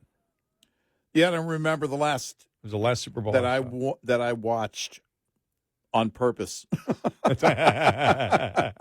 I'm always sound asleep. I went to sleep. I was probably asleep by 4:45 and didn't even wake up. Yeah. Well, the funny thing is, I woke up about 8:30, and it was like, oh, it's done, it's over. The game didn't end till like 8:55. They were so far ahead that everybody was saying that they won on social media. I went, oh, Philly won. I went back to sleep, woke up at 10 o'clock. I woke up. I actually went to sleep kind of early, around 2 p.m., and then woke up at 5, and my wife was cooking Italian soup, so I made a super bowl of that and went to bed. I didn't even – I asked myself, how would you watch the game if you wanted to?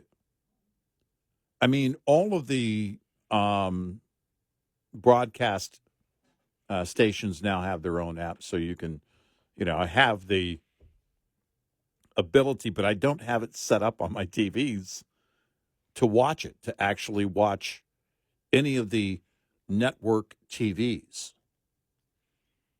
It's everything for me is streaming.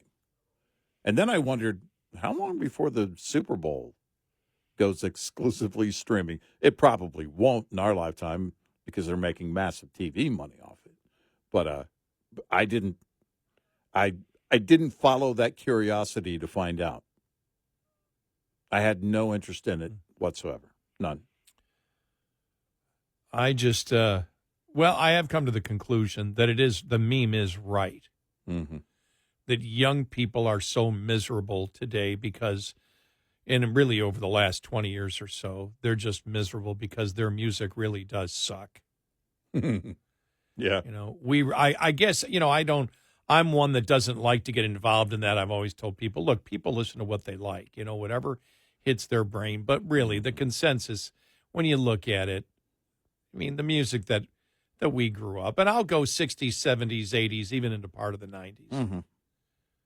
was really pretty good and innovative. There is nothing new. No.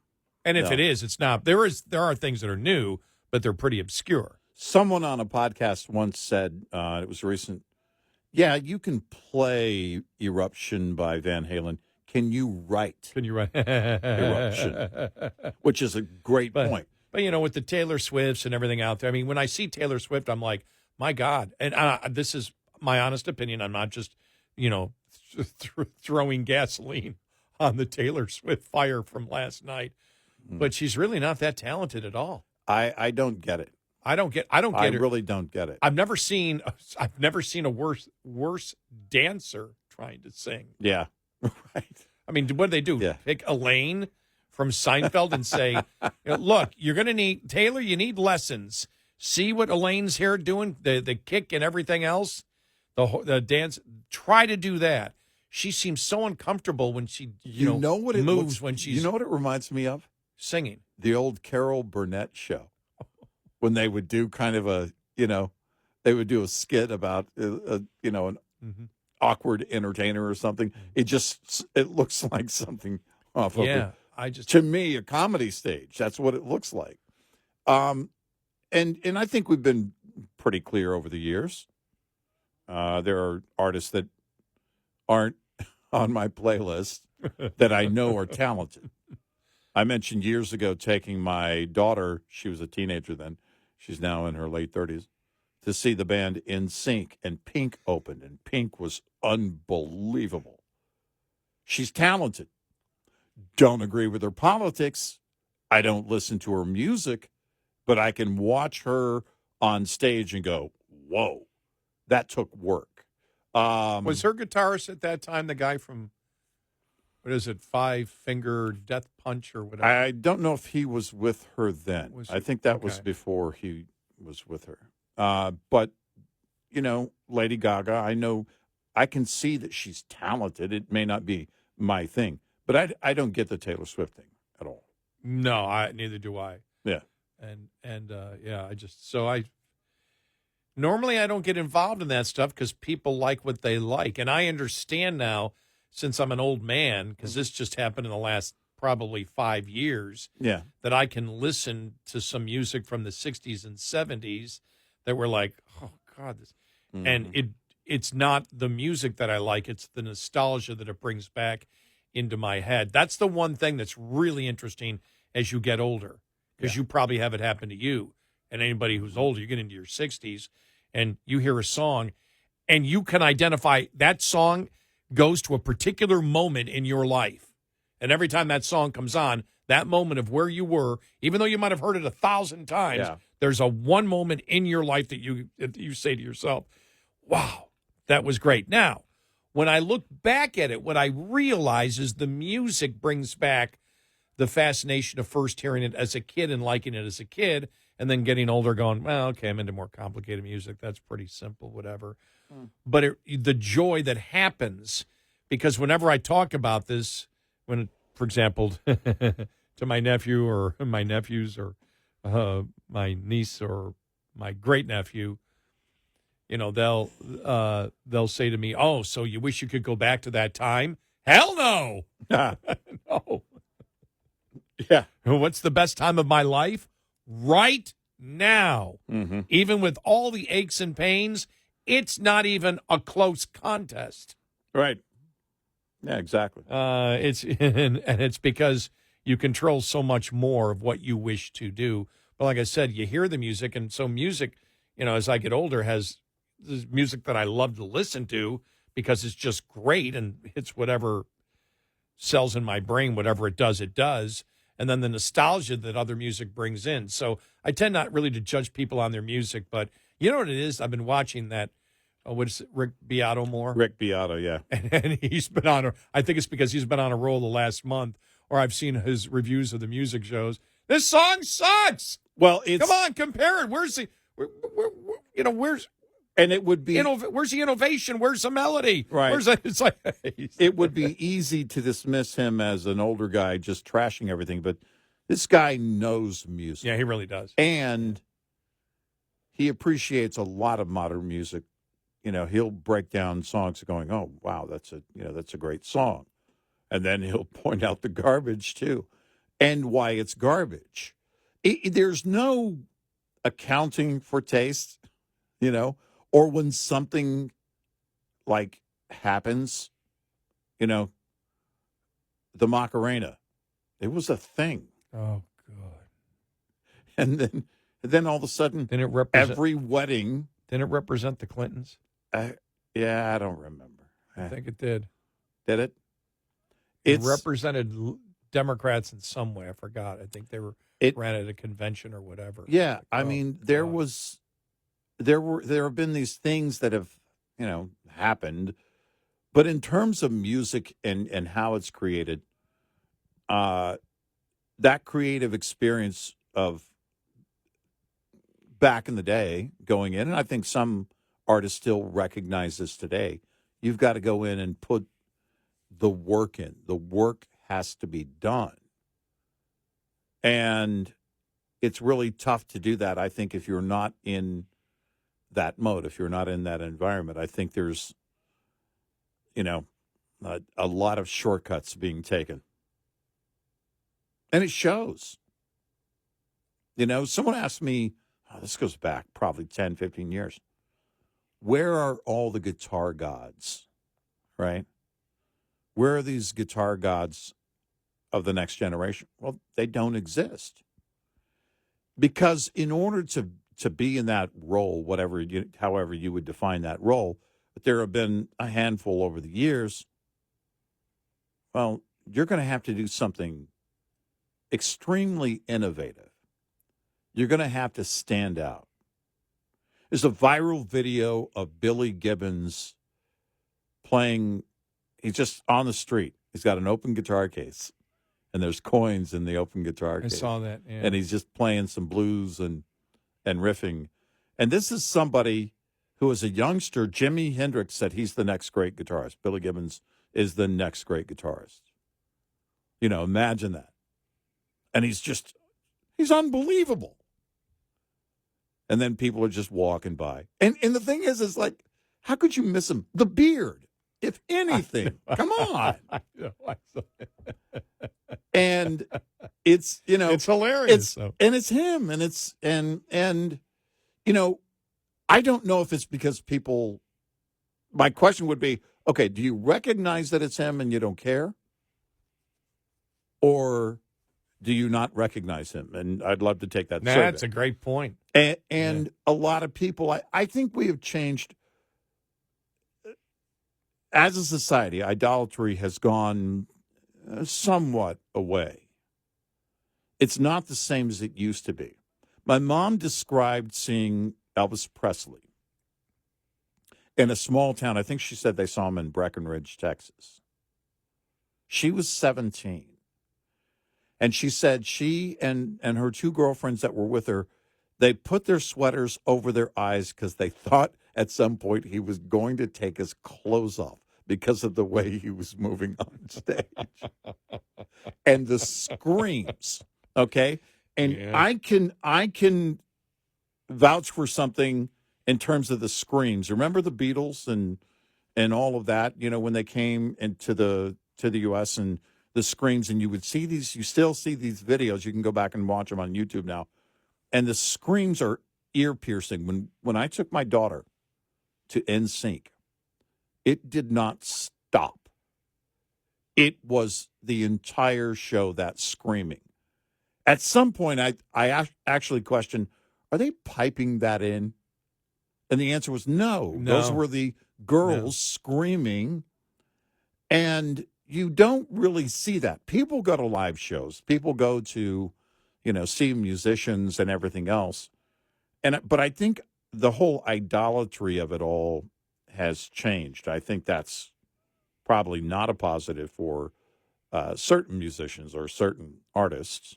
And also with Hollywood, it's changed because I think a lot of people look at it and go, yeah, well, okay, I can get on AI on my computer and create a better 30-second movie than your 2-hour piece of garbage you put out last weekend. I remember, long time ago, long time ago, talking to my parents about it, about the craziness at the Beatles show, and then Elvis before that, and as they both said, they go, well, they didn't start it.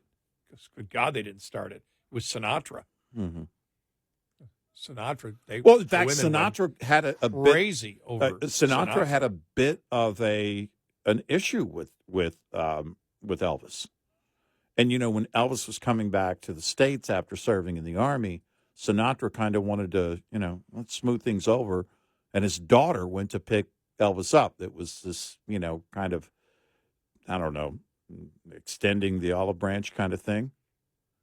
Because you understood, well, you know, Elvis is going to be back. He's going to be doing shows again. He's going to be active again. You kind of want to get in his good graces and welcome him home. But, yeah, Sinatra.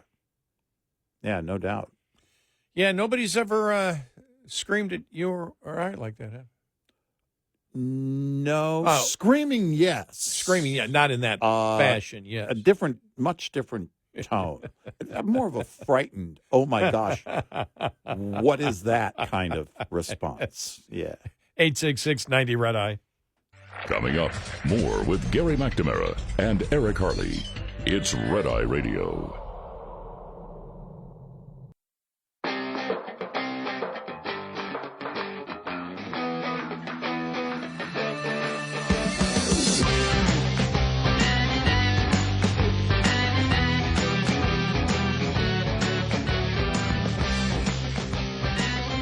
It's Red Eye Radio. He's Eric Harley, and I'm Gary McNamara. Whoa, welcome and good morning. We're going to delve into this one because I find this just to be hilarious. There's the headline. James Carville wonders if there is a plant, whether there are Republican moles in the progressive wing because of how many stupid things they embrace. His point is, and he's a Democrat, Democrats can't be this stupid. It has to be a Republican mole or more Republican moles in there because no sane human being would promote what the Democrats are promoting. Well, I never claimed any of them were sane, but it's them. It's the left. Sorry. I just love James. There must be a mole. Yeah. You know, like who's the guy from MSNBC that was on Bill Maher? And he was talking about, well, what we got to do is, you know, we need to change focus as Democrats, and we need to say that parents should be able to have authority whether their children want sex changes. Who would argue about that? And Bill Maher goes, California, the child can do it themselves without the parents' permission. Exactly. But still, if that's what you think is going to get you a win, that shows you how far off they are. Yep.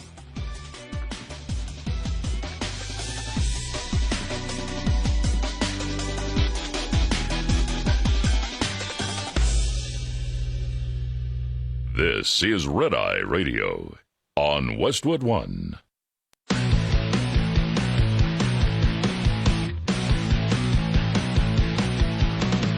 Now, it's Red Eye Radio. Gary McNamara and Eric Harley talk about everything from politics to social issues and news of the day. Whether you're up late or you're just starting your day, welcome to the show. From the Uniden America Studios, this is Red Eye Radio. All across America, we are Red Eye Radio. He's Eric Harley, and I'm Gary McNamara. So I'm just scanning through X, and I saw where Trump was talking about here in the last couple of days he played golf with Tiger Woods. Do you remember the first time that I think Tiger Woods played with Trump way back when? And the criticism. Yeah. And there, I just was like, oh, I didn't even hear about that until Trump said it. And then I scanned down further, and I'm like, wow, this must be golf day. Phil Mickelson, 9 hours ago. If you're outraged at all the ridiculous and wasteful government spending, you should be. If you're outraged that Doge is looking into things, I wonder why. Wow. Yeah. And, you know, it's Travis Kelce. Oh, it's an honor to have President Trump here. It'd be an honor for any president to show up. We mean just in general. Like generic presidents. There was on Saturday. I'm like, oh my gosh. And then when you look at, because part of, we talked about the polling, and look, even in the things that I disagree with on Trump, there is no way, all of me believes that Trump is trying to do the best thing for the American people. Mm-hmm. That he markets, even if I disagree with how you're doing this, whatever. But overall, as I've said, I agree with him more than I have most Republican presidents. So that's all that matters to me. I mean, we're issue guys. I could care less about the political idolatry, the drama, whatever, the renaming of the Gulf of Mexico to Gulf of America. Those things I really don't care about. I care about the fact of where this nation is going and what kind of country we are leaving, what kind of debt we are leaving to future generations, because I want them to have the opportunities that I have. There isn't one thing. You and I haven't talked about this, I don't think, in this way, but I think you're the same way. There isn't one thing that I want from government that's for myself. Oh, no. Well, excuse me, except for the no taxes on Social Security, October 1st. Somebody may remember that. No. Zero taxes if you work between midnight and 5 a.m. That's the only thing. Yes. Actually, I don't care about that. That isn't my biggest concern. Not one concern do I have is based on what I'm going to get. Not one. Every issue I do have a concern as to whether Social Security will be there when I start collecting. Well, but don't worry. I saw it yesterday. Yeah. That meteor that's way out there is supposed to hit in 10 years. Right. Yeah, I saw that. Yeah, so I think that's taking care of your problem. Well, I don't know. I think Aerosmith's daughter and Bruce Willis and some other people are going to put together a team and probably take it out, right? Isn't that how it goes down? Well, I saw yesterday it's only a city killer. It would destroy an entire city. And then the next question, which one do you think? So we could not be there. Yeah, it's only a city killer. A Democrat would be in Congress. Look, this is okay. This is a new form of urban renewal. Yeah, right. This is a positive. Yeah. For society. Right. But there really is I don't. I'm old. Mm-hmm. I don't sound old, but I'm old. Do I sound old?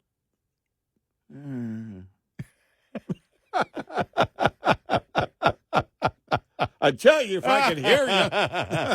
Well, let me tell you, Eric. But I don't. I look at the future of a nation, and I look at how sound the fundamentals of a nation are, and it does get back to political will and the will of the people. And if we're having a conversation now about all of these things, auditing the government and all these items, then it's always going to be a healthy conversation because the truth is going to be the truth. And is it going to be perfect? No, it's not going to be perfect. Are there going to be Republican and Trump surrogates that are going to put out wrong messaging on social media that's going to drive me nuts? Yeah. Are there administration people that are going to say things, including the president at times, that I just go, stay focused more? Yeah. But overall, the message that he is putting out to America is, and it is true, it's about common sense. Mm-hmm. These things are common sense. And when you say that, the beauty about using that as they're using now, we're about common sense. We don't want to be nuts anymore. We want to be common sense. That actually goes beyond politics to some people. Mm-hmm. It still is politics, but we know, I guarantee, if they continue using that, I'm going to have people coming up to me and saying, well, I support Trump because I'm non-political.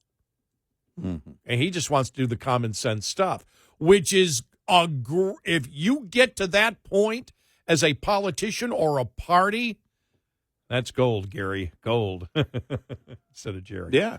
I mean, seriously, that is. And when you look just to the first, what are we now, 3 weeks of this administration now? 3 weeks, exactly. Wow. My God, it seems like there's been enough news stories for 3 years. Yeah.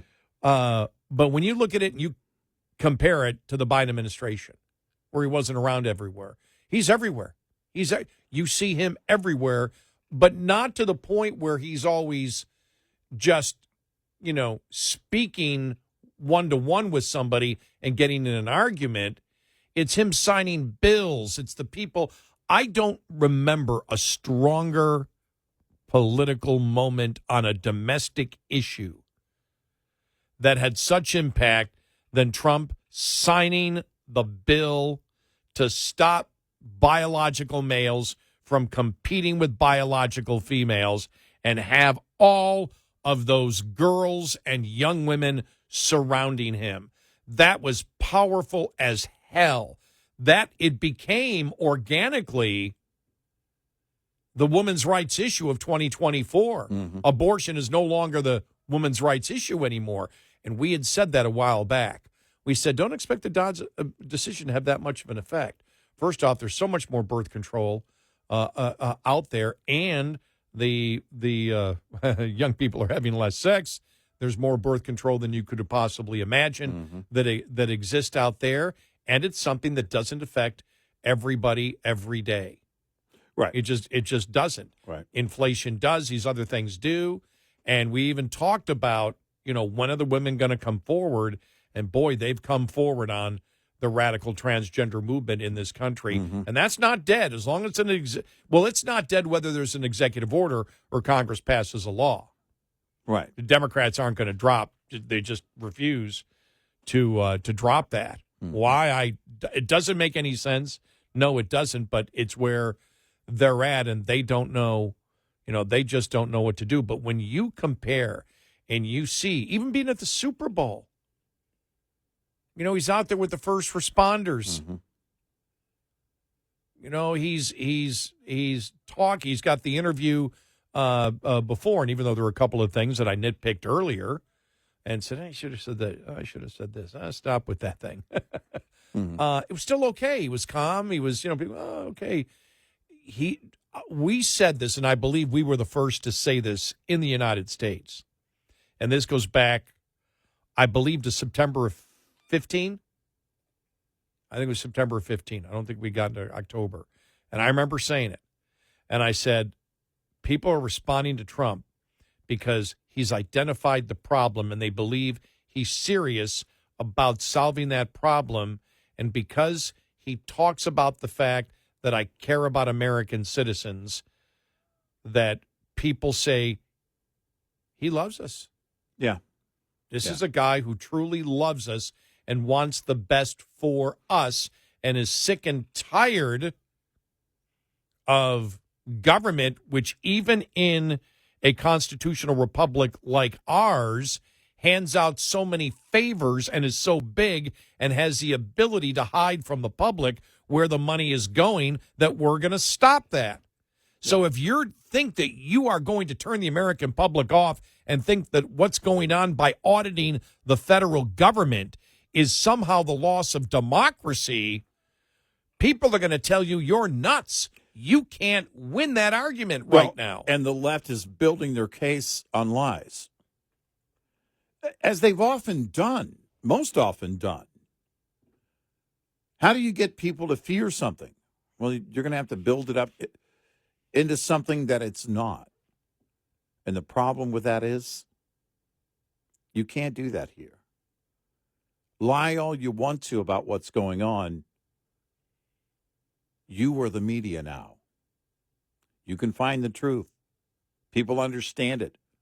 There isn't this massive wide protest and backlash against what Elon Musk is doing. It's coming strictly from the left. And what Trump has done, is we talked about this earlier, because at first we thought Doge was just going to be researching what the problems are. They're going to tell you where the money's being spent, and nothing was going to be done until after the report came out on January 4th of 2016. Right. And you and I said, it's got to be more than that. Right. I cannot tell you how pleased I am with what I don't think anything has pleased me more that an American president has ever done. Remember this when I criticize the president.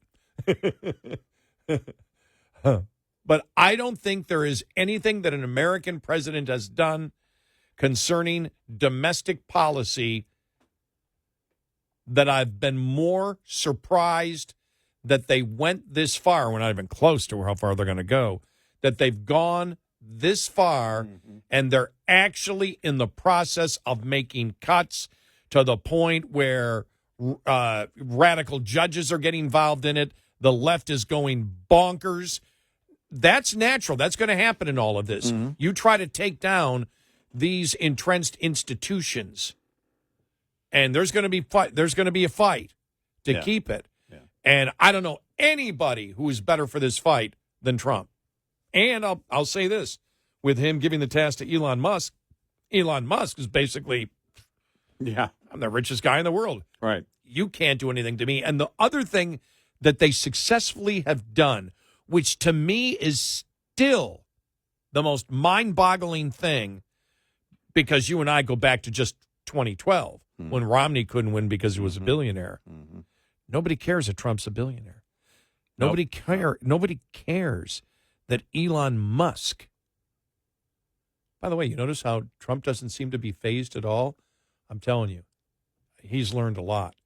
You know, Elon Musk, you'd think that, okay, he's outshining me. Nope. None of that. No. Pure cooperation. And what that shows is I care about getting the job done. And you and I said this, my father said this, look, the people may be ready for Trump because he comes in as a business person and he wants to, as my father always said, DTJ. When my father's in the rehab right now and he may not want to do his rehab exercises, I say, Dad, I'm going to tell you something, but it's not going to be what I think. It's going to be what you think. Do the job. I said it to Dad. He just starts laughing. He goes, okay, I guess I'll do my workouts and exercises, whatever I have to do today. Right. But that's what Trump is doing. It's the most amazing thing I've ever seen in covering politics. I've been a talk show host going on 36 years, but I've been covering the news for 42 in the media. And I've never seen anything like this. And it's wonderful that it's happening. And I hope it continues to happen. But the one thing is class warfare. Yeah. Trump has helped to destroy the misogyny of the radical transgender movement, the racism of identity politics, and the classism that the rich are automatically against the poor. Because nobody cares that Trump's a billionaire, and nobody cares that Elon Musk is a billionaire. And that's what they're relying on. There's a billionaire who's just going to make his businesses richer. The American public looks at it now and says, we don't care whether you're a billionaire or a regular person. What is your goal? What is your intent? What are you stating to me that you're doing? That's all that matters. I'm not going to pay attention to what class you're in anymore. Right. I'm going to pay attention to what you're actually trying to do. Right. Yep. And that's what I think, you look at it, and this goes back to 2016. Trump's base has always said, well, he's a businessman, and he should go in there and approach it like a business. And now you have, in this second round, you have Elon Musk basically going in and auditing like you would do in any business. And what they're finding are things that would get people in the private sector in a lot of legal trouble. But in the public sector, the government's been getting away with all this for far too long. It should be required that every new administration come in with an audit team. I know. We should be auditing all the time. This should be normal. Well, one of the things he's discovered in the Treasury Department is the fact that you can't audit if you don't label what the checks are going out. Exactly. Which tells me somebody didn't want anything traceable and didn't want audits to take place, wanted any audit to be blurred because you didn't have the information to categorize them. That's stupid. 866-90-RED-I. Brought to you by Hot Shot Secret. Hi, I'm Jen Loomis, a transport safety expert at JJ Keller, and I'm here to share a tip on compliance, safety, accountability. Compliance, Safety, Accountability, or CSA, is the FMCSA Safety Compliance and Enforcement Program. Its goal is to hold motor carriers and drivers accountable for highway safety and to reduce crashes, injuries, and fatalities on our roads. CSA does this by assessing the safety performance of motor carriers and drivers based on data collected during roadside inspections, crash reports, and FMCSA investigations.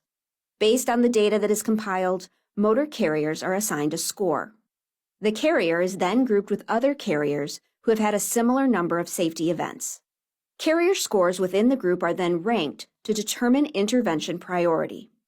Low scores are better, so carriers with the highest scores are those that are most likely to be targeted for intervention by the FMCSA. Interventions range in severity and may include warning letters, roadside, off-site, or on-site inspections, civil penalties, or operation out-of-service orders. This tip was brought to you by J.J. Keller and Associates. Visit us at jjkeller.com. Lines open for your calls. 866-90-RED-EYE on Red Eye Radio.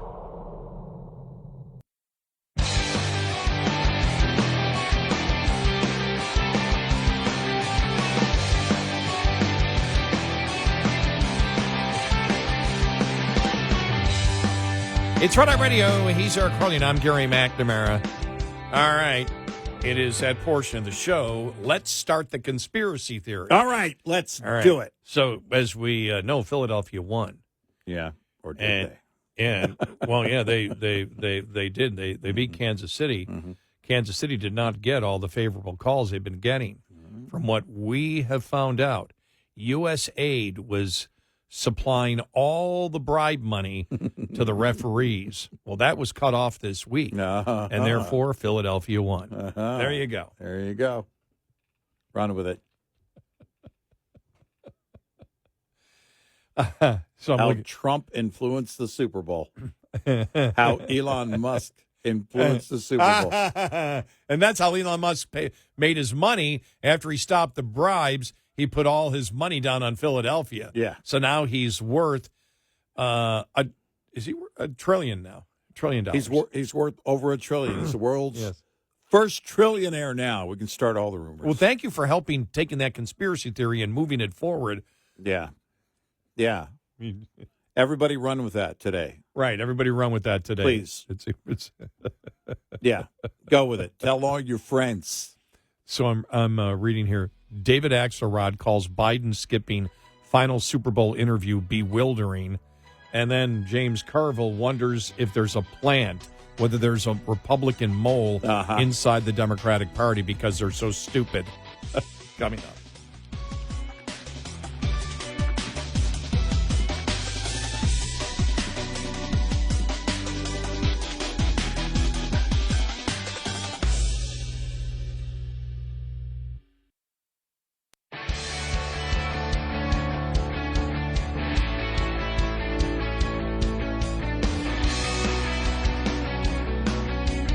Catch all 5 hours of the show live every night on the Red Eye Radio app. Available in the App Store. Red Eye Radio. And he's Eric Harley, and I'm Gary McNamara. Welcome and good morning. I didn't see this story before I mentioned that people can make the easy contrast, between Biden and Trump in just 3 weeks. And Trump is everywhere. And I don't mean that he's arguing with reporters all the time. Because he's not. I mean, he's really upped his game when it comes to talking to reporters. Mm-hmm. And so, quick answers go, what? I don't know, that's nuts. And just move on to the next one. I mean, it's not the Jim Acosta back and forth. And so I said, the contrast has to be amazing to so many in the American public. And we saw some of the polling numbers from the CBS poll that Trump has his highest favorability ratings ever. But when it comes to strength, strength and toughness, and I mean, he's up in the between 60 and 70% on everything. It's mind-boggling when you see it. Right. And so I saw this story after I'd made those comments. I went, it's just the contrast is just got to be unbelievable to so many people. Veteran Democratic strategist David Axelrod criticized former President Joe Biden for missing out on an opportunity to reach millions of people when he skipped last year's traditional pre-Super Bowl presidential interview. By contrast, Axelrod said on Sunday President Trump took full advantage of his chance to reach an unparalleled audience. More than 100 million Americans routinely tune in for the annual game, while presidents in recent decades have given a reporter a few minutes of their time. Trump gave that time to Fox News anchor Brett Baer.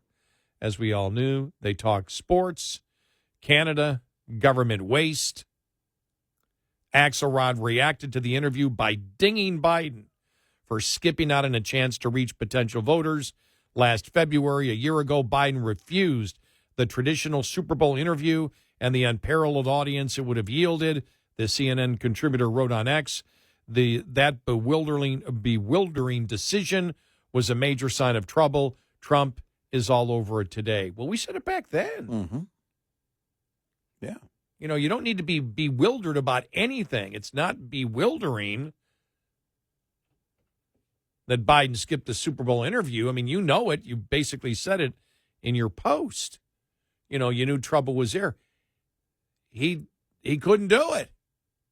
It would have hurt him to do that interview. Right. It wouldn't have helped him. It would have hurt him. He was caring about the election. His staff was caring about the election. Right. Remember, he ran in a basement. Yep. In 2020, they hid him as much as they could, and they got away with it because of COVID. But for 4 years, they were trying to hide him. Do you remember the time that Biden spoke, and there was like 50 cars, and everybody's in their cars? Yeah. Remember all the the media sitting in the circles? Remember that one? Oh, yes. I mean, it just got stupid. Oh, my. But they didn't care about anything except being able to control. Well, look, you know, we're just going to take a minute here because, you know, we'll die if he stays out too long. Everybody will die. If he breathes on you or you breathe on him, somebody's going to die. I mean, they were using that excuse all during that year, and then for the last 4 years. He was MIA. But he couldn't, they had to, look, I'm convinced that they had to prep him when the botched exit of Afghanistan happened. And remember, he was on vacation. He didn't address the American people for a day or two, but I think they had to prep him. I think there had to be whatever they did to prep him to make him upright again. Well, expect to get more of this as people start making comparisons. And it's not a lot of people making it. It's so obvious. It's almost self-evident. Yeah. If you're just paying attention, you're like, oh, Trump's over here, he's over here, he's over here. Mm-hmm. But it's all good stuff. Oh, he's in California doing this. Oh, he's in North Carolina doing this. Mm-hmm. Oh, he's at the Super Bowl. Okay, talking to the first responders, first president to go. That is pretty amazing that he's the first president to go to the Super Bowl. Yeah. Yeah, it is. You think about it. So it's like, nope, you go do it. You're everywhere. You're constantly in front. He's much more controlled than he was before. Mm-hmm. If he doesn't like a reporter's question, he'll answer it and throw a line out and then move on to the next one. It's not, okay, let's go down a rabbit hole with Jim Acosta again. Right. You know, it's just, nope, here's where I stand. Here's what we're doing. Boom, boom, boom. There's a confidence. There's a confidence, but I think a controlled confidence that with his bluntness is great political theater. And I say that not as an insult. No, I think it's exactly what you want to see. Yeah, I say that as a After compliment. 4 years, I mean, the comparison is night and day. Yeah. After 4 years of excuse making, not excuse making on policy, excuse making on the presence of the president at the time. Yeah. As to where he is and why he's. They were sending him out the back door of the White House to avoid the media. What the hell? And that's where I see the Axelrod. Well, this is bewildering. Why? Biden didn't. What are you, out of your mind? What, you live in a bubble of today? Right. Is your complete short-term memory gone? Does John Kennedy, Senator Kennedy, need to talk to you today? Well, you know, and tell you to put down the bong. put again, the bong down. It is, but it's. I think it's this feeble attempt by those remaining on the left to disengage with the ownership of it, to wash their hands of it. I don't think it's going to work for them because you can point and go, you guys helped build the wall around him to protect him and make excuses for him. You know, Joe Scarborough, after saying F you if you can't handle the truth, then in December was going, well, I don't know. I didn't see it. I don't know why I didn't see it. All they're trying to do is wash their hands of it, disengage from the ownership of all of it, and they do have ownership in it. They helped to build that facade of a presidency where no one really was in charge. And now they're going, oh, well, we don't know what happened there. We're going to scratch our heads on this one. You know exactly what happened, and you were part of the planning and execution of it. You know exactly how it went down because it was the plan all along. And there was no way it was going to go any other way. This is what you did. You can't put this squarely on Joe Biden himself. Yeah, he has ownership in it too, but he wouldn't have gotten it done if you guys had been screaming like we were at the time. I just like, well, why didn't Joe Biden do this? Because he couldn't. There's no way he could have. There's no way he could have. There's no way that he could have done the things that Trump is doing. Trump hasn't really aged at all since his first term. No, that's a great point. He's cadence when he walks. There's no weariness. There's none of that. Point. Yeah. There is none of that. Right. Yep. I mean, when you got into the second term, even Obama started to get a lot more gray hair. Like, well, I guess I'm slowing down. And it was, people could, he wasn't aging rapidly, but you could tell he was aging. No. But with Trump, he looks worn down. Clinton's look. Gosh. He's had some medical problems and he's older now, but he looked worn down 15 years ago. Oh, yeah. But then he is married to. Yeah. Yeah, well, Hillary. On the list of things that'll wear you down and age you pretty quickly, it would definitely be there, probably at the top. But those... Remember that, Travis Kelce. Exactly. Those are and it can't be about money. Wait a minute. Huh? Women aren't always the ones to blame in a relationship. Did I cover myself? That's sort of like, not that there's anything wrong with that. That's the saving line. Exactly. They're not always the one. Sometimes they are. Not always, though. But sometimes. The thing is, I really hope she's not listening. Man, I hope she's not awake. But that's right. I forgot. What?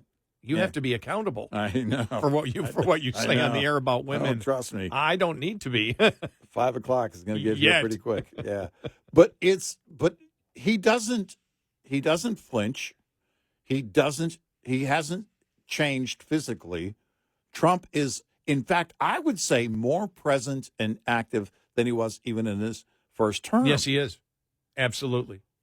Absolutely. And I don't know how you do that. I mean, he's a lot older than I am, and just watching him wears me out. Because I think you can get so caught up in a candidate that was so blunt that he was a media star that has a very, very healthy ego. Mm-hmm. And I think people don't see the fact that in order to get where he got, you have to change. Yeah. That you have to evolve with it. You may not have seen it because he was changing in business, doing maybe different business things and learning as growing. He was just doing the segments that we would see when he was promoting what he believed. But the fact is, he has shown, because I'll be honest with you, not many people, look, because I've been lying to you all this other time, so I'm going to be honest with you now. We'll go back to lying next segment. Right. Yeah. But people in their 70s don't change like he changed. Right. They don't. Right. It shows that he has had the ability and has changed, because you just don't change in your 70s. You've done it before. You've been somebody who is a critical thinker and says, okay, I got to act in this direction now, because it's almost at times you say, who is this guy? Mm-hmm. Is this the invasion of the body snatchers in a very, very good way? And then he'll come out with something and go, okay, no, it's the same guy. He's got to throw that part out too. Well, but he's much more serious. I think it's everything thrown at him, including 2 assassination attempts. Yeah, he was serious about what he believed, but now he acts serious, except when it's time to be friendly, and he seems to know and have the proper balance. And part of that proper balance was signing the radical transgender movement law or executive order right there, which was extremely serious, with the joy of all the women around him. Yeah. Yep. Yeah, I think those are things that, and again, being unafraid, it's, this time around he's more popular, to be clear, but it is also a time when there's a lot of work to be done. And he also knows and is able to compartmentalize the left and their reaction to everything. Because once you properly compartmentalize that, you put the light on them even more, and the emphasis that they are children. They are nothing but a bunch of screaming children, and that's what's going on here. I think he's made it clear that the assassination attempt did change him. Yeah. I don't know how it couldn't. Yeah. I would say, for one thing, that, for example, I don't think much about where I joke about it on the air, but I've never paid attention to my age. I really haven't. Mm-hmm. I have a feeling he's been that same way. Mm-hmm. And I think that when you have something that happens like that, you start thinking, I'm mortal. I have limited time. This is my opportunity. Go for it. And I think you're seeing part of that. I mean, speaking of audits, he's a guy that knows everything about audits and auditing. But when you're auditing your own mortality in a moment like that, that has to be a real life changer. There's no doubt. Because I believe it would change. It wouldn't change who I am. It would change my thought process and might accelerate some of the things that I wish to do. There might be a more sense of urgency. 866-90-RED-EYE. Get in touch with Red Eye Radio, toll free at 866-90-RED-EYE.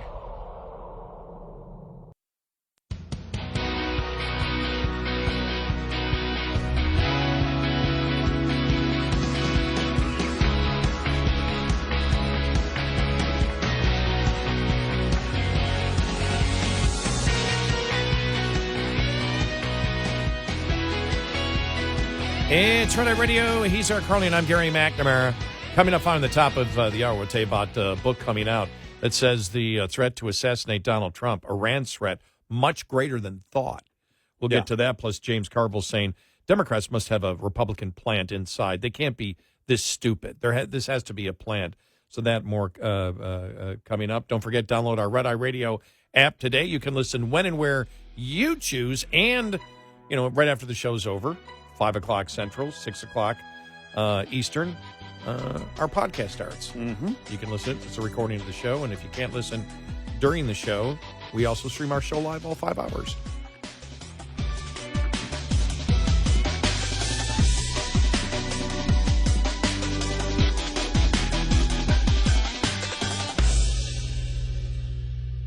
This is Red Eye Radio on Westwood One.